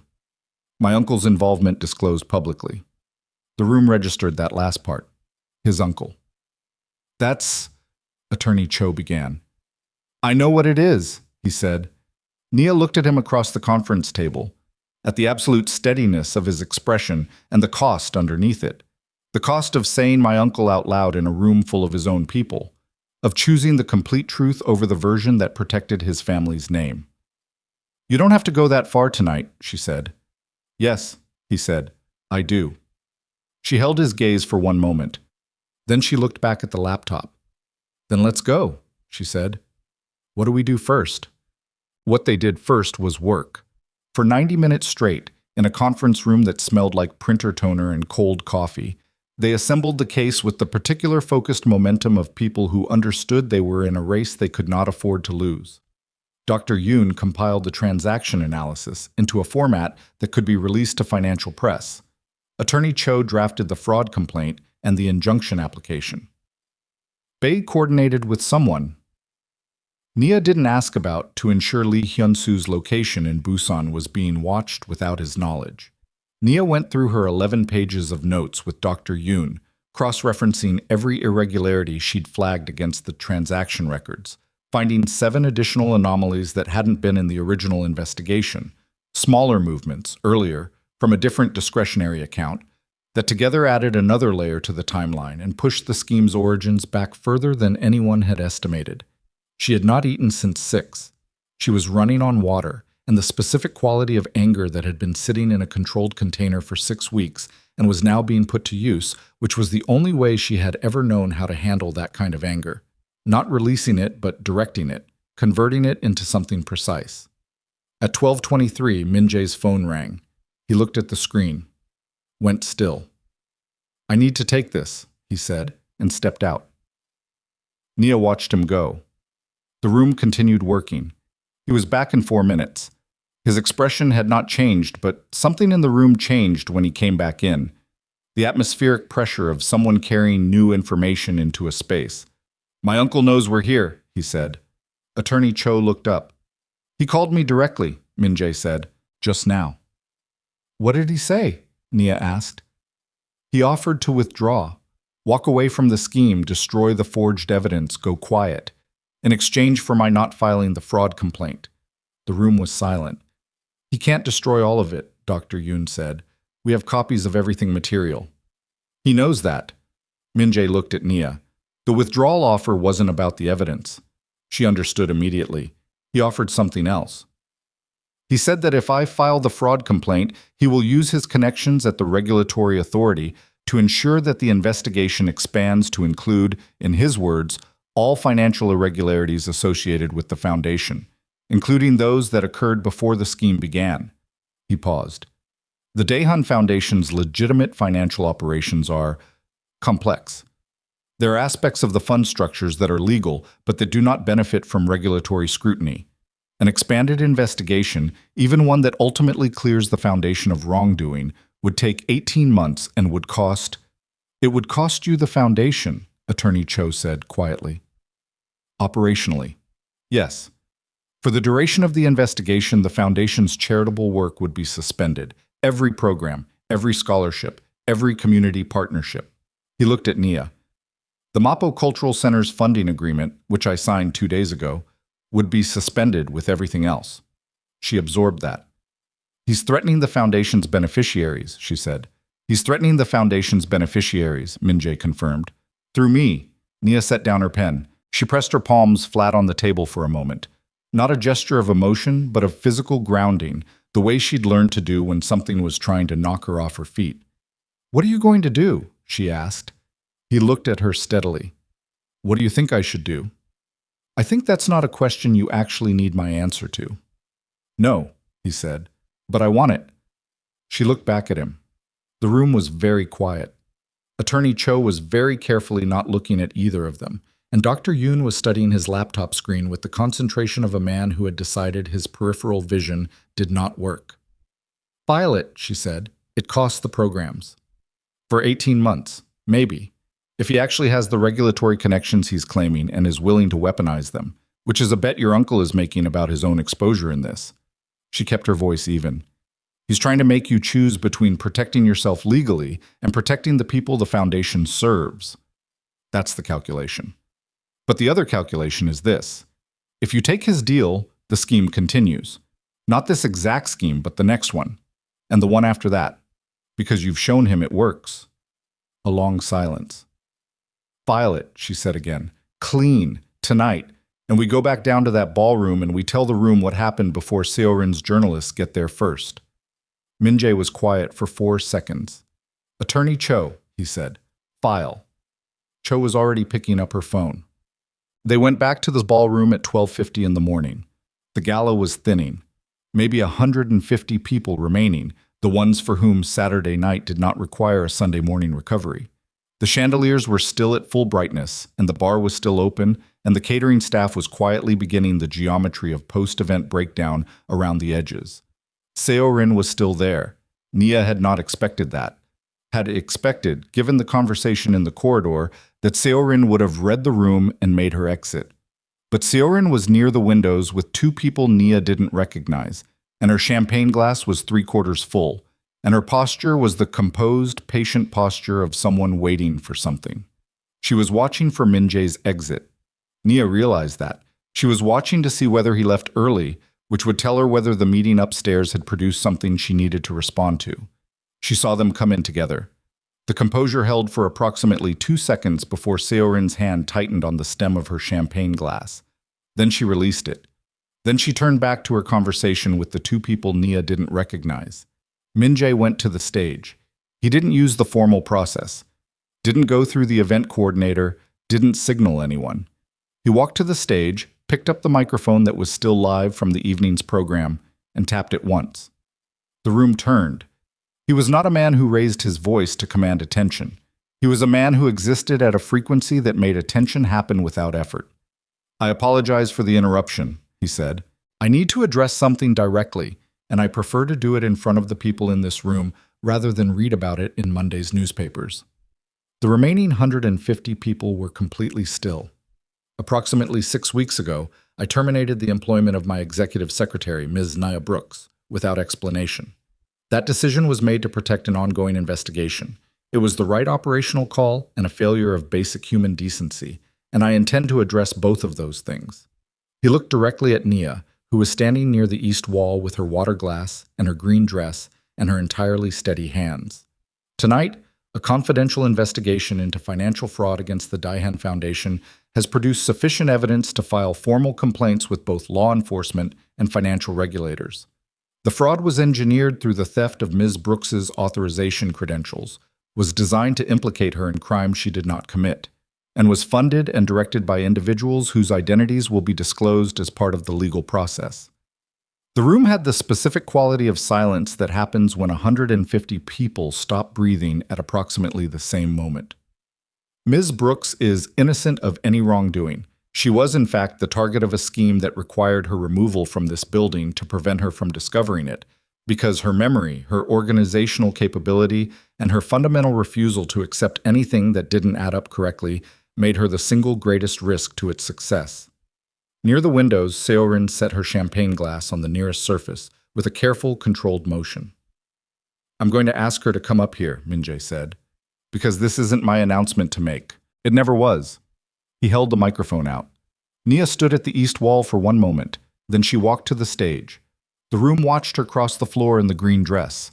Some of them, the ones who'd been at the morning board meeting 6 weeks ago, had watched her cross another floor, in that same quality of absolute composure, and understood they were seeing a specific kind of person demonstrate a specific kind of character under conditions that would have destroyed most people's ability to perform either. She took the microphone, stood at the front of the stage, looked at the room.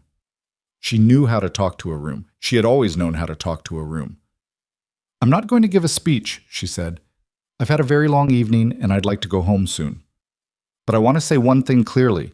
For anyone in this room who has business relationships, donor relationships, or any kind of professional connection with this foundation, she breathed. The foundation's charitable programs are real. The work is real. The communities served are real, and they matter. And what happened tonight does not change any of that. She looked at Mr. O, who had apparently arrived at some point in the evening. She hadn't known he was there, but she saw him now, near the back, still in his work jacket, still with the particular expression of a man who valued good work and had been worried about someone he believed in. The programs continue. The partnerships continue. If anyone has questions, ask them. Don't let the actions of individuals who betrayed this institution become a reason to abandon the people it was built to serve. She handed the microphone back to Minjae. The room began, slowly, to move and murmur. Seorin was already at the exit, not running. Seorin would never run from a room. She would exit with precision and speed and the controlled dignity of a woman who understood that how you left a room was the last impression it kept of you. But she was moving. One of Minjae's people was already at the exit door. 2 more were at the service exit. Bae was nowhere Nia could see, which meant he was very close to Seorin. Park Dae-won had gone paler than Nia had ever seen a human being go while remaining vertical.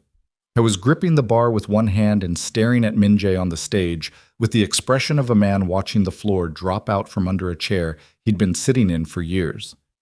The room was controlled chaos now, staff moving, phones coming out, the journalists present conducting the rapid mental arithmetic of people who had just found themselves inside a story considerably larger than the one they'd come to cover. Minjae stepped off the stage and came to stand beside Nia. Not close enough to be conspicuous, just beside her. Seorin is going to make a call, she said quietly, to whoever her contact is at the 3 outlets. Bae has her phone. She looked at him. He took her phone. He borrowed it. She'll have it back after the calls are rerouted. She processed that. Minjae. Her contacts have already been sent a retraction of the backgrounder, attributed to a foundation representative, with the fraud disclosure attached. She stared at him. When did you... While you were presenting the transaction analysis to Dr. Yoon, Attorney Cho drafted it. I authorized it. A pause. It was the right operational call. She looked at him for a long moment. We're going to have that conversation, she said. The one about deciding versus protecting. I know. Soon. I know. She turned back to the room. Councilman Park had found a chair. Several board members were gathered near the stage with phones to their ears. Mr. O was making his way toward her through the crowd with the careful navigation of a man who didn't attend many galas and was uncertain of the social architecture of a room mid-implosion. She met him halfway. Mr. O, she said. Nia. He looked at her with the directness of a man who had spent 30 years in community work and had seen a lot of things and was not easily rattled. Are you all right? She thought about it for a real second, which was something she rarely did when people asked her that. She usually answered immediately, efficiently, with whatever version served the moment. Not entirely, she said, but getting there. He nodded. He had the sense to leave it at that. The center's funding, he said, is secured, she said. There may be a period of complication, but it's secured. He nodded again. Then everything else is manageable, he said simply, and she thought, yes, that is exactly the right thing to say, and exactly the kind of man who would say it, and she was suddenly grateful with an intensity that surprised her for the small office and the old carpet and the broken donor database and the decision she'd made on a Tuesday to go somewhere that needed her and figure out what came next. She was still figuring it out. She was figuring it out in a ballroom full of people whose world had just shifted, with a lawyer filing documents in a conference room upstairs, and a man standing somewhere behind her who had made two very different kinds of decisions about her in the space of 6 weeks, and was going to have to account for both. Near the main exit, she saw Bei steering Seo Rin with a hand that was not quite touching her elbow, toward a door that did not lead to the parking structure she was aiming for. Seo Rin turned once, looked across the room. She found Nia's eyes, held them. Nia held back. There was nothing to say in that look. No triumph, no satisfaction. Those were emotions for later, for private, for the long process of understanding what it meant to have had your life taken apart by someone's calculation and to have put it back together through something harder and more expensive than anger. Right now it was simply two women on opposite sides of something irreversible, both of them clear on which side they were on. Seo Rin broke eye contact first. She walked through the door. Nia turned back to the room and to Mr. O and to the specific and immediate work of a ballroom that needed steadying and a night that wasn't over yet, and she did not watch Seo Rin leave. She did not need to. Outside, Seoul was doing what Seoul always did at 1 in the morning, moving, lit, indifferent, enormous. In 3 hours, the financial regulator's emergency line would receive Attorney Cho's complaint. In 6 hours, the story would be on the wires in the form that Min Jae's team had put there, rather than the form Seo Rin had spent weeks building toward. In 18 hours, Kang Byung-ho's holding company would be frozen pending investigation, and a man in Busan named Lee Hyun-soo would open his door to find people who were not going to accept the claim that he wasn't home. But that was in 6 hours. In 18 hours. Right now, Nia Brooks was standing in a ballroom in a green dress, and the night was not over, and the work was not done, and she needed another glass of water and possibly something to eat, and she had perhaps 47 things to coordinate before she could reasonably go home, and Kang Min-jae was somewhere behind her, and they had a conversation coming that she did not intend to avoid. She found a waiter, got the water, took one long drink, and then she went back to work. The ballroom emptied slowly, the way expensive rooms always emptied, not all at once but in waves, the first wave leaving with purpose, and the later waves lingering with the particular reluctance of people who understood that the air outside was going to be colder and less forgiving than the air inside. Nia stayed until the last board member left. That was not a strategic decision. It was simply who she was. The person who made sure the room was clear before she walked out of it. The person who checked that Mr. O had a car arranged, and that Ha Yun, who had somehow appeared at some point in the chaos of the evening because Mr. O had called her in a panic, and she'd driven 40 minutes across Seoul in her pajamas with a coat thrown over them, had eaten something from the catering table before they dismantled it. Ha Yun had eaten 2 pieces of cheese and a bread roll, and looked at Nia with the expression of a 22-year-old who had just watched her supervisor dismantle an entire conspiracy in an evening gown and was revising her understanding of what a person could be. "Go home," Nia told her. "Sleep. I'll see you Monday." "Are you okay?" "Getting there," Nia said, which was the same thing she'd said to Mr. O, and which remained the most accurate answer available. She found her coat at the cloakroom at 1:47 in the morning. The cloakroom attendant was a young man who had spent his Saturday night watching something extraordinary unfold in the room behind him through the partial gap in the curtain, and who handed her the coat with the slightly dazed expression of someone who had not yet decided whether what they'd witnessed was real. "Thank you," she said, and meant it, and he nodded and watched her go. Shab. Minja was waiting by the hotel entrance. Not inside, outside, on the steps, in the October night that had gone properly cold now, past midnight cold, the kind of cold that Seoul produced in autumn, that was different from the cold of other cities, drier and more direct. He was not wearing his coat. He was holding it over one arm, with the absent-minded quality of a man whose body had stopped registering temperature approximately 3 hours ago because other things were occupying the available processing space. She came through the doors and stopped beside him. They stood for a moment looking at the street. A taxi passed. Then another. The hotel's exterior lighting was the precise warm gold of places that understood aesthetics, and it fell across the steps and the street and the two of them with the complete indifference of light that did not track human situations. "Attorney Cho called," he said. "The injunction was granted. The accounts are frozen as of 12 minutes ago." "Good." Lee Hyun-soo's location in Busan has been confirmed and transmitted to the relevant authorities. He will be taken in for questioning in the morning. Good. My uncle... He stopped. He put the coat on finally, with the movements of someone operating on muscle memory. My uncle has retained legal representation. He issued a statement through his attorney's office denying involvement. The statement was released at 1:15 in the morning, which tells you something about the quality of advice he's receiving. It tells you he's scared. Yes.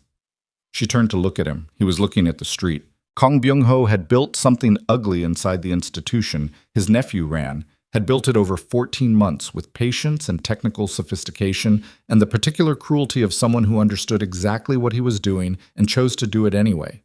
He had placed a man inside the foundation, had stolen a woman's identity through a 4-minute phone call, had built a paper trail designed to destroy her specifically because she was the most visible target.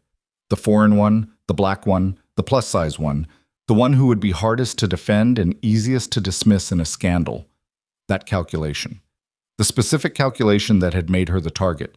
She had been sitting with it since the library, carrying it alongside everything else, not letting herself look at it directly because there was too much else to manage, and she was not going to fall apart in a ballroom, and she was not going to fall apart on these steps.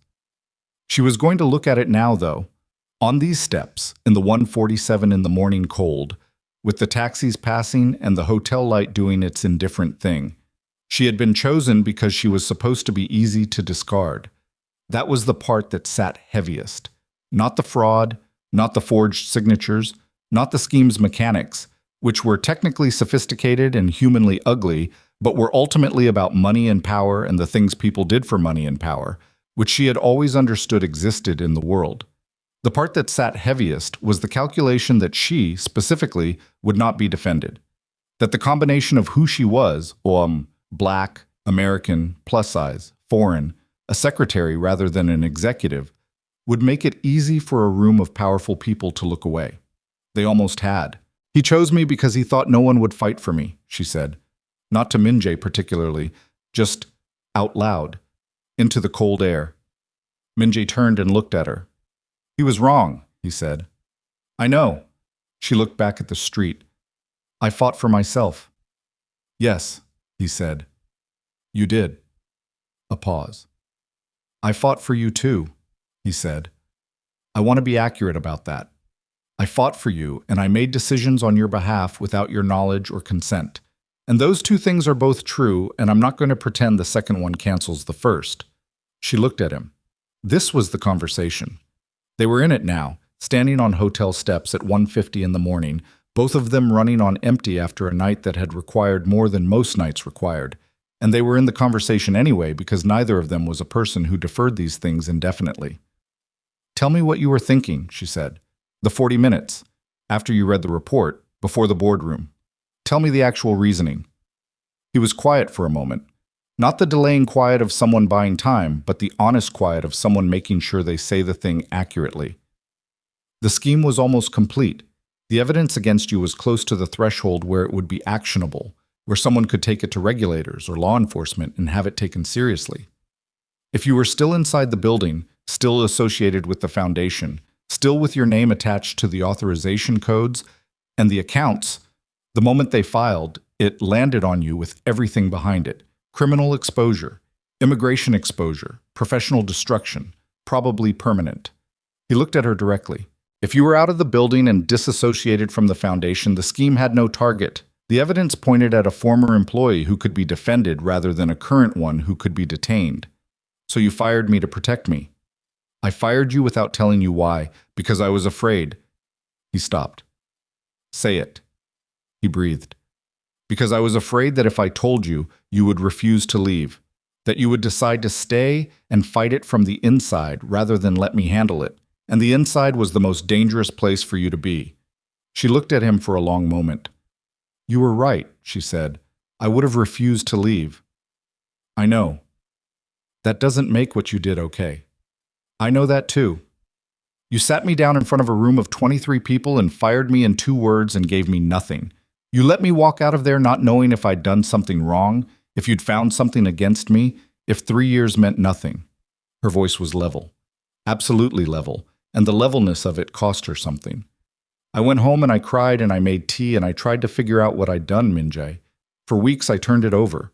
I went through every meeting, every report, every decision, trying to find the thing I'd missed. He was very still. That was the part you didn't account for, she said. Not the professional damage, not the financial disruption. I handled those. The part you didn't account for was that I trusted you. I trusted your judgment and your decency and the 3 years of conversation between us, and you used that trust to move me like a piece on a board without giving me the dignity of an explanation. The street was quiet. A distant siren, somewhere in the city's enormous body, making its way through the dark. You're right, he said. It was the cleanest possible version of those 2 words. No qualification, no defensive framing, no but the circumstances. Just the words. I know I'm right, she said. I've known I was right for 6 weeks. I needed you to know it too. He nodded. What I did was efficient, and it was wrong, and I can't undo it, he said. I can only... He stopped again, and this time the pause was not about accuracy. It was something else. Something that lived in the territory he did not normally navigate in parking lots or on hotel steps or in professional conversations. I can only be the person who does differently, if you give me the context to do differently. She looked at him for a long time. Kang Min-jae was not an easy man. She had known that from the first week. He was controlled in ways that went bone deep, that had been formed by whatever his life had been before she'd come into it. And she knew some of it, the shape of it. The uncle who'd disputed his authority for years, the organization he'd inherited rather than built, the empire that sat beneath the legitimate face of the foundation and that she had understood and never mentioned and was not going to pretend wasn't real. He was complicated in ways she had the full picture of now, and complicated in other ways she probably didn't. And he had done something genuinely cruel to her in a boardroom 6 weeks ago, and something genuinely costly to himself tonight in a ballroom in front of 300 people, and both of those things were also true, and she was not going to pretend they weren't. She was 34 years old, and she had a good memory, and she was standing on hotel steps in October deciding what she believed about a person. I'm going home, she said. I have not slept. I have barely eaten. I have processed more in one evening than most people process in a month, and I would like to do the last part of that processing in private. He nodded. But, she said, and something shifted slightly in her tone. Not warmth, exactly. Not yet, but the absence of the precise controlled distance she'd been maintaining. We are not done with this conversation. No, he said. There are things you still owe me. An explanation of every decision made on my behalf without my knowledge. A full accounting of what your investigation found. Not the summary, the full record. And, she paused, a better excuse than notarization. He looked at her. Something that was not quite a smile moved through his expression, controlled immediately, but visible for the fraction of a second before control arrived. A better excuse, he said, significantly better. She pulled her coat tighter. I'll be at the center on Monday. You know where it is? She walked down the steps to the curb and flagged a taxi. It pulled over with the merciful immediacy of taxis at 1:50 in the morning when the city has thinned out to the people who genuinely need them. She got in. The door closed. The taxi pulled away. She did not look back at the steps. She looked forward, at the lit Seoul streets running past the windows, at the city doing its enormous and different moving thing, and she breathed slowly and deliberately all the way home.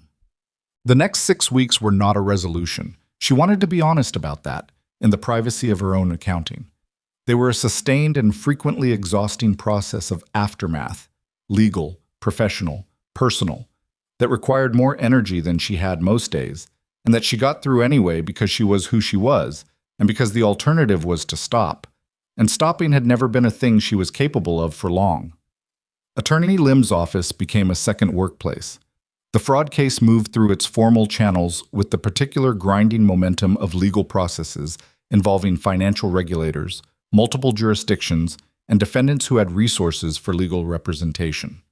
Lee Hyun-soo was taken into custody in Busan on a Sunday morning and cooperated with investigators with the speed of a man who understood precisely how much exposure he had and had decided that the people who'd hired him were not worth protecting. His cooperation accelerated the timeline significantly. SEO Rin retained a lawyer and issued a formal denial, and then, in the third week, issued a second statement through the same lawyer that was considerably shorter and did not contain the word denial. Nia did not take particular satisfaction in that. She noted it and moved on. Park Dae-won resigned from the foundation board on a Tuesday, citing personal reasons, in language so carefully crafted that it technically said nothing. His resignation was accepted in a two-line response from the foundation's communications office that also technically said nothing. Both statements were reported verbatim by 3 separate outlets and needed no additional context. Kang Byung-ho's case was the most complex and moved the slowest, as cases involving holding companies across multiple jurisdictions tended to do. He retained the best legal team his resources could acquire, which were substantial. The injunction on his accounts was disputed and partially lifted and then reimposed, and the whole process had a rhythm of advance and delay that Attorney Cho described to Nia as standard, and that Nia experienced as the specific kind of friction that existed to tire people out until they stopped pushing. She did not stop pushing. She attended every required meeting. She reviewed every document Attorney Lim placed in front of her. She testified twice, once in the formal fraud investigation and once in a regulatory inquiry that Kang Byung-ho's team had attempted to use to expand the investigation's scope, which was the threat he'd made in the phone call to Min Jae on the night of the gala, and which did not produce the result he'd intended because the investigators conducting it found, fairly quickly, that the foundation's legitimate financial operations, while complicated, were compliant, and that Byung-ho's attempt to use the inquiry as a weapon was itself a data point about his character that the investigators found professionally interesting. Min Jae testified in the same regulatory inquiry. She saw him in the corridor of the regulatory building on the day of his testimony, both of them waiting in the particular fluorescent-lit limbo of institutional hallways, and they sat 6 feet apart on plastic chairs, and he asked how she was sleeping, and she told him honestly, not well, but better than the first 3 weeks. And he said the same, and they sat in companionable silence until his name was called, and he stood and straightened his jacket and went in. He had come to the community center on the Monday after the gala, as she'd said he could. He had not invented an excuse. He had arrived at 10 in the morning with a folder containing the full investigation record. Every document, every report, every piece of analysis his team had assembled over 6 weeks. And he'd handed it to her across her desk without preamble and said, everything, in the order it was assembled. I've noted on the first page the decisions that were made on your behalf without your knowledge and the reasoning and the alternatives that were considered and rejected. She had taken the folder. There are 7 notations on that first page, she said, without opening it. 8, he said. I found one more I'd missed when I was writing it up. She looked at him. Sit down, she said. He sat. They spent 2.5 hours going through it. She asked questions and he answered them without deflecting and without embellishing. Hyen brought coffee at some point and retreated with the highly developed social awareness of a 22-year-old who understood when a room required privacy. Mr. Shin propped the side door open, since it had gotten warm, and the sounds of the street came in. Traffic, a child somewhere, the particular urban texture of a neighborhood that was not wealthy, but was alive in the specific way that neighborhoods with real communities in them were alive. At the end of 2.5 hours, she had read every notation on the first page and had asked every question she had. Was there anything you're not telling me? She said. No. She believed him. She had 3 years of reading him to draw on, and the specific quality of a man making a complete accounting was different from the quality of a man making a strategic partial one, and she knew the difference. Okay, she said. Okay, he said. They had been building something since that morning, and they continued building it with the same deliberateness they'd brought to everything else, carefully, honestly, with the full weight of what had happened between them acknowledged rather than papered over. He came to the community center more often, sometimes with a legitimate reason. The foundation's partnership with the center needed coordination. There were legal matters that required direct discussion. There were practical things that needed to be worked out, often without one. He was better at coming without an excuse than he'd been at inventing them, which was an improvement she noted and did not comment on for approximately 3 weeks before she commented on it. You're getting better at just showing up, she said one afternoon, when he arrived at 4 on a Tuesday with nothing in his hands and no particular stated purpose. I've been practicing, he said. It shows. He looked at her pothos plant on the windowsill. It had moved from the corner to the windowsill since he'd first come, growing toward better light, doing what it did. "Is that the same one, sir?" he said. "Same one. I've had it for 3 years. It's impossible to kill." He looked at it for a moment with the expression she had still not fully translated, the one she'd seen at the reception desk and at her old office, and now here. She thought she was getting closer to understanding it. "I should have told you," he said. "Not about the scheme. They'd covered that completely, on a Monday morning with a folder and 2.5 hours. Something else." "Told me what?" she said. He looked away from the plant, at her. "That the foundation runs better because you're in it," he said. "That it ran better when you were in it, and that I knew that, and that I said it to you once and should have said it more often." A pause. "That the reason I was afraid to tell you about the scheme was not entirely operational. Part of it was that I didn't trust myself to explain it to you without it becoming apparent that the prospect of you being harmed was—" He stopped, started again. "Not a professional concern." She looked at him. "You were scared," she said. "I was—" He seemed to physically resist the word. "Yes." She held his gaze for a moment. "Min-jae," she said, "you visited me 12 times in 6 weeks using the worst excuses I've ever heard from a man with a postgraduate education. I counted 11. I counted 12. The notarization, the charity event advice, the donor database review, which I know for a fact you had your own team for, I understand your point. I'm making it clearly. You're making it very clearly." "The point is," she said, "that I already knew it wasn't entirely a professional concern. I knew it 6 visits in, probably earlier." She leaned back in her chair. "I just needed you to know it too, and to say it like a person instead of inventing reasons to stand at my desk." He was quiet for a moment. "Dinner," he said. She raised an eyebrow. "You said, at the gala, start with dinner." "I said that in front of 300 people to break tension at a high-stakes moment," she said. "Are you holding me to it?" "I'm asking," he said, "if the offer stands." She looked at him for a long moment. This complicated, controlled, occasionally infuriating man who had cost her 6 weeks of her life and a paper bag full of belongings and more sleepless nights than she was going to catalog, who had handed her a folder with 8 notations and sat through 2.5 hours of being accountable without once trying to redirect or defend, who had stood at a microphone in a ballroom and said the right things when saying them cost him something real. "Friday," she said. "You pick the place. Nothing with a dress code. I've had enough of dress codes for a while." "Done," he said. The fraud case against Kang Byung-ho concluded formally. 4 months later, in February, when his legal team entered a negotiated settlement with financial regulators that included a full disgorgement of the misappropriated funds, a permanent bar from serving as a beneficial owner of any entity with connections to charitable organizations, and a financial penalty that was, by the standards of such settlements, substantial.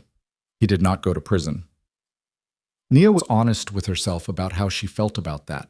She felt the weight of it, the incompleteness, the specific frustration of a system that produced different outcomes for different levels of resource. She felt it, and she did not pretend it was justice in any complete sense. It was consequence. It was not nothing.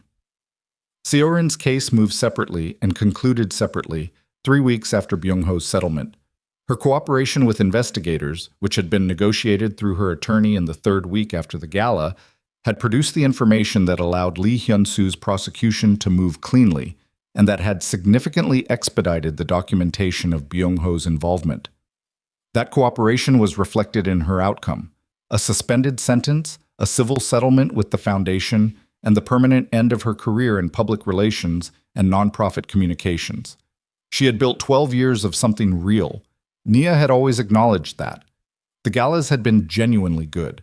The press relationships had served the foundation's mission, at least until they stopped doing that. Whatever Seorin had once been before she'd made the decision she'd made, she had been capable of genuine professional craft. Nia did not know what to do with that exactly. She wasn't required to do anything with it. She filed it in the category of things that were true and complicated and that she carried without resolution, because some things didn't resolve, they just became part of the texture of what you knew about people. Park Dae-won was fined.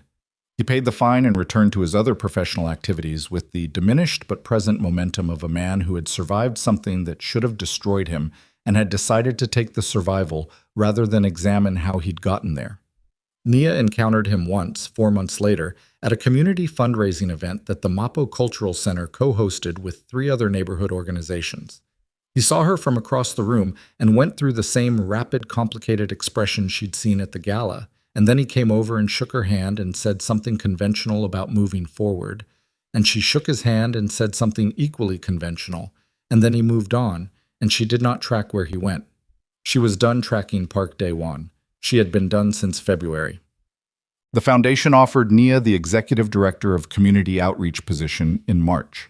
It was Minji's offer, made formally, through the appropriate channels, with full board approval and the appropriate compensation structure and a documented scope of authority that was, she confirmed with Attorney Lim, as complete as described.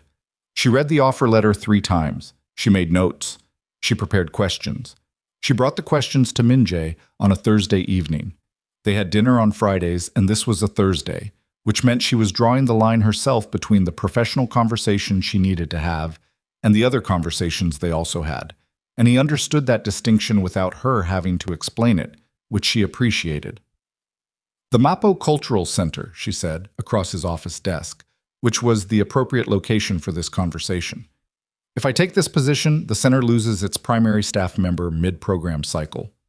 The center's funding is secured permanently through the Foundation's Community Partnership Program, he said, which includes a provision for staff development resources, including hiring.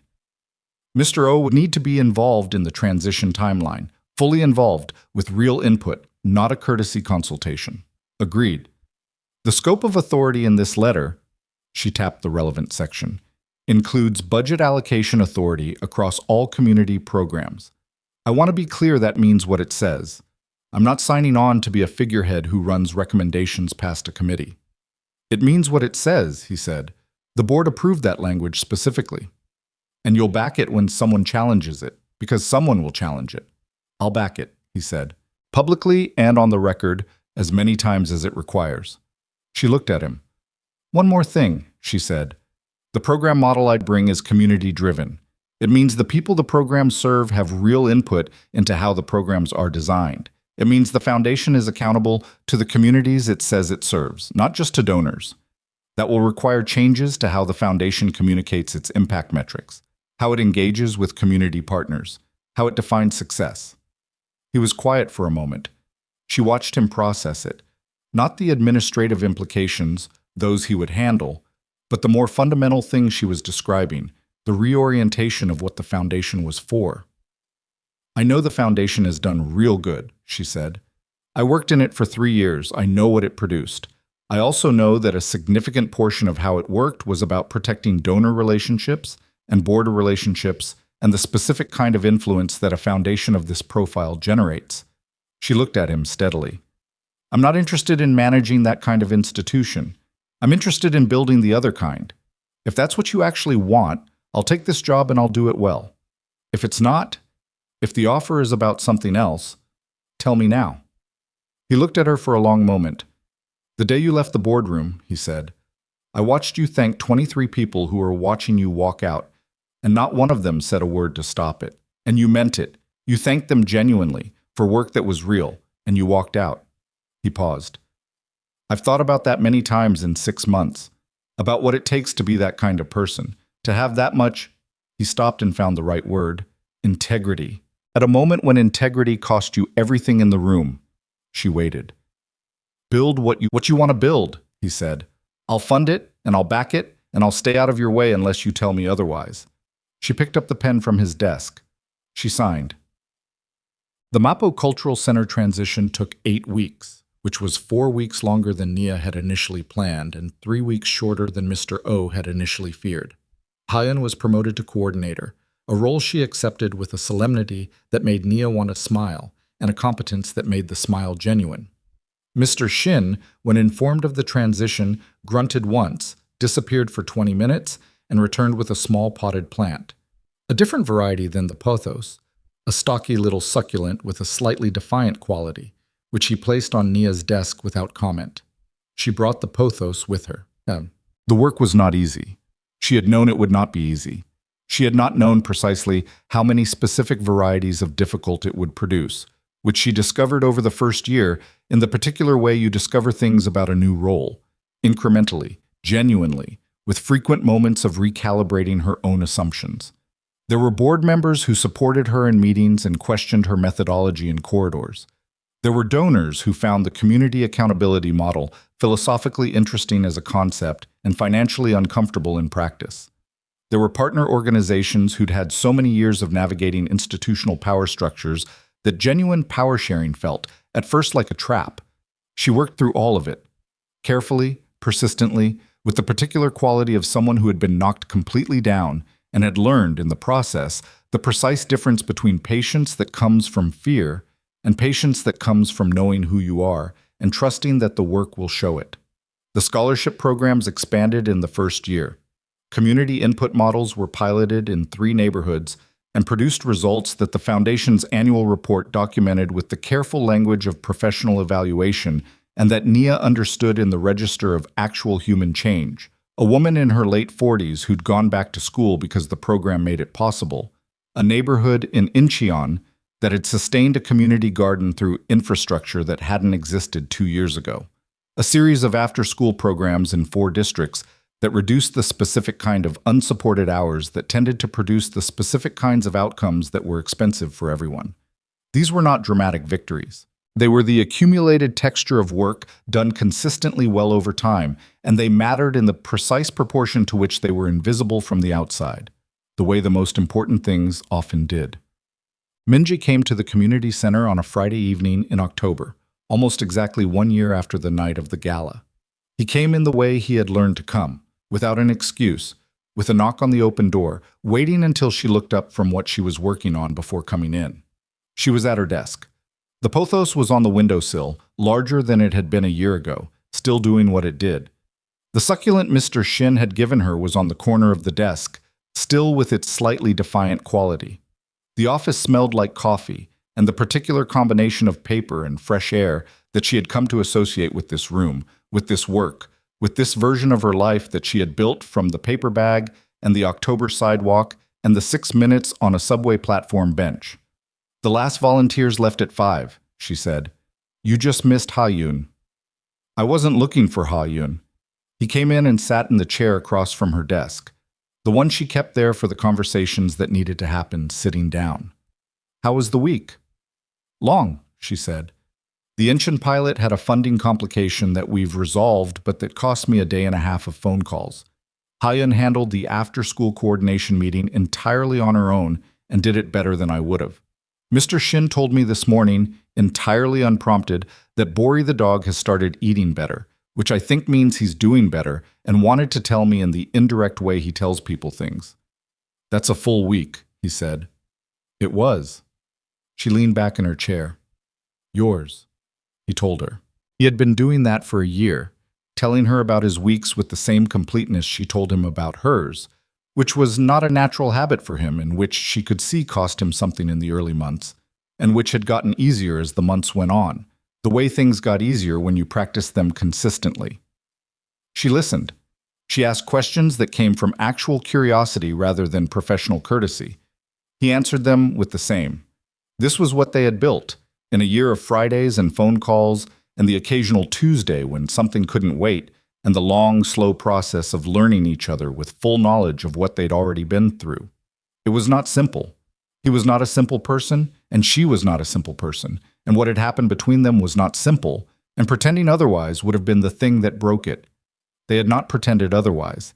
He had made her dinner 3 times, which was not something she'd known he could do until the first time he did it, in his apartment kitchen on a Friday evening with the controlled focus he brought to everything, producing something that was technically proficient and not quite as confident as his professional demeanor suggested and entirely genuine in its effort. She had told him he was good at it. He had looked at her with the expression she had finally, fully translated, not in a moment of revelation, but gradually, over months, the way translations accumulate, which was the expression of a person who had expected to be handled and was still, every time, slightly surprised by being seen. She had seen him from the beginning. That was the thing she understood now that she had not had words for then. She had seen him, not the organization, not the empire, not the carefully maintained surface, and she had treated what she saw like it mattered, which was the most basic human thing, and it had been, for reasons she could not fully account for, and had stopped needing to fully account for, the thing that had mattered most. "I want to tell you something," he said, across her desk in the October evening. "All right," she said, "the board approved the expansion of the community outreach budget this morning, 40% increase. 3-year commitment." She looked at him. "That's Minjae. That's..." The Incheon pilot results were the primary driver. Dr. Park from the evaluation committee presented the data, and the board approved it unanimously, which has not happened in this board in recent memory. A pause. "It was the work. Your work. The board responded to evidence, and the evidence was what you built." She breathed. 40%. 3 years. The things that 40% in 3 years could produce, the programs, the scholarships, the specific and granular good that could be done with sustained resources and authority and time. "The Incheon pilot coordinator is a woman named Yeonji," she said finally. "She has been running this program on a volunteer coordinator stipend for 9 months. She should be the first call I make Monday." "Probably," he said. "The scholarship expansion should go to the committee before we make any decisions about the new cohort structure." "Nia." She stopped. He was looking at her with an expression that was the fully legible version of the one she'd spent a year translating. "It's Friday," he said. She looked at the window. The October evening outside, the particular October light that she had standing associations with now, the golden angle of it, the way it made Seoul look like a city in a photograph, rather than the enormous, complicated actual place it was. "It's Friday," she agreed. "The work will be there Monday. It will." "Let me take you to dinner." She looked at him. At this man she had not expected and had not planned for and would not trade. Not the difficulty of him, not the cost of what they'd been through, not the complicated specific weight of the year they'd had. She would not trade any of it because it had produced this desk, this window, this pothos on the sill, this person across from her who had learned to show up without an excuse and to say the real thing, and to sit in a chair across from her in an office that smelled like coffee and wait for her to look up. "Where?" she said. "Somewhere without a dress code," he said. She almost laughed. She did laugh, actually. A real one, not the managed kind. It came up from somewhere genuine and surprised her, which was the best kind. She pushed back from her desk. She picked up her coat from the hook by the door. She turned off the light over her desk, and the room shifted into the particular quality of illumination that came from the window and the street outside. The last of the October evening, doing what October evenings did. She stood in the doorway for a moment and looked back at the room. The pothos on the sill, doing what it always did. The succulent on the desk corner. The stacks of folders that represented programs and people, and the specific kind of work that was invisible from outside and essential to everything that was visible. The chair across the desk where the right people sat and told her what they actually needed and left with something they'd come looking for. She had built this. From a paper bag and a sidewalk and a Tuesday, and the decision to find out what came next. She had built this, and it was real, and it was going to keep being real in the morning when she came back to it. "Ready?" Minjae said, from the corridor. She turned off the last light. "Let's go," she said. She pulled the door shut behind her and walked out into the October evening, into the city that was still moving and lit and enormous, and entirely indifferent to the particular person walking through it, as it had always been, as it always would be. And that was fine. That was exactly fine. She did not need the city to notice. She did not need any room or any institution or any collection of important people to confirm what she knew about herself. She had always known. She had just needed the space and the work and the hard-won year of putting things back together to hear it clearly again. The door clicked shut behind her. The pothos sat on the sill in the dark office and continued, without effort, to grow toward the light.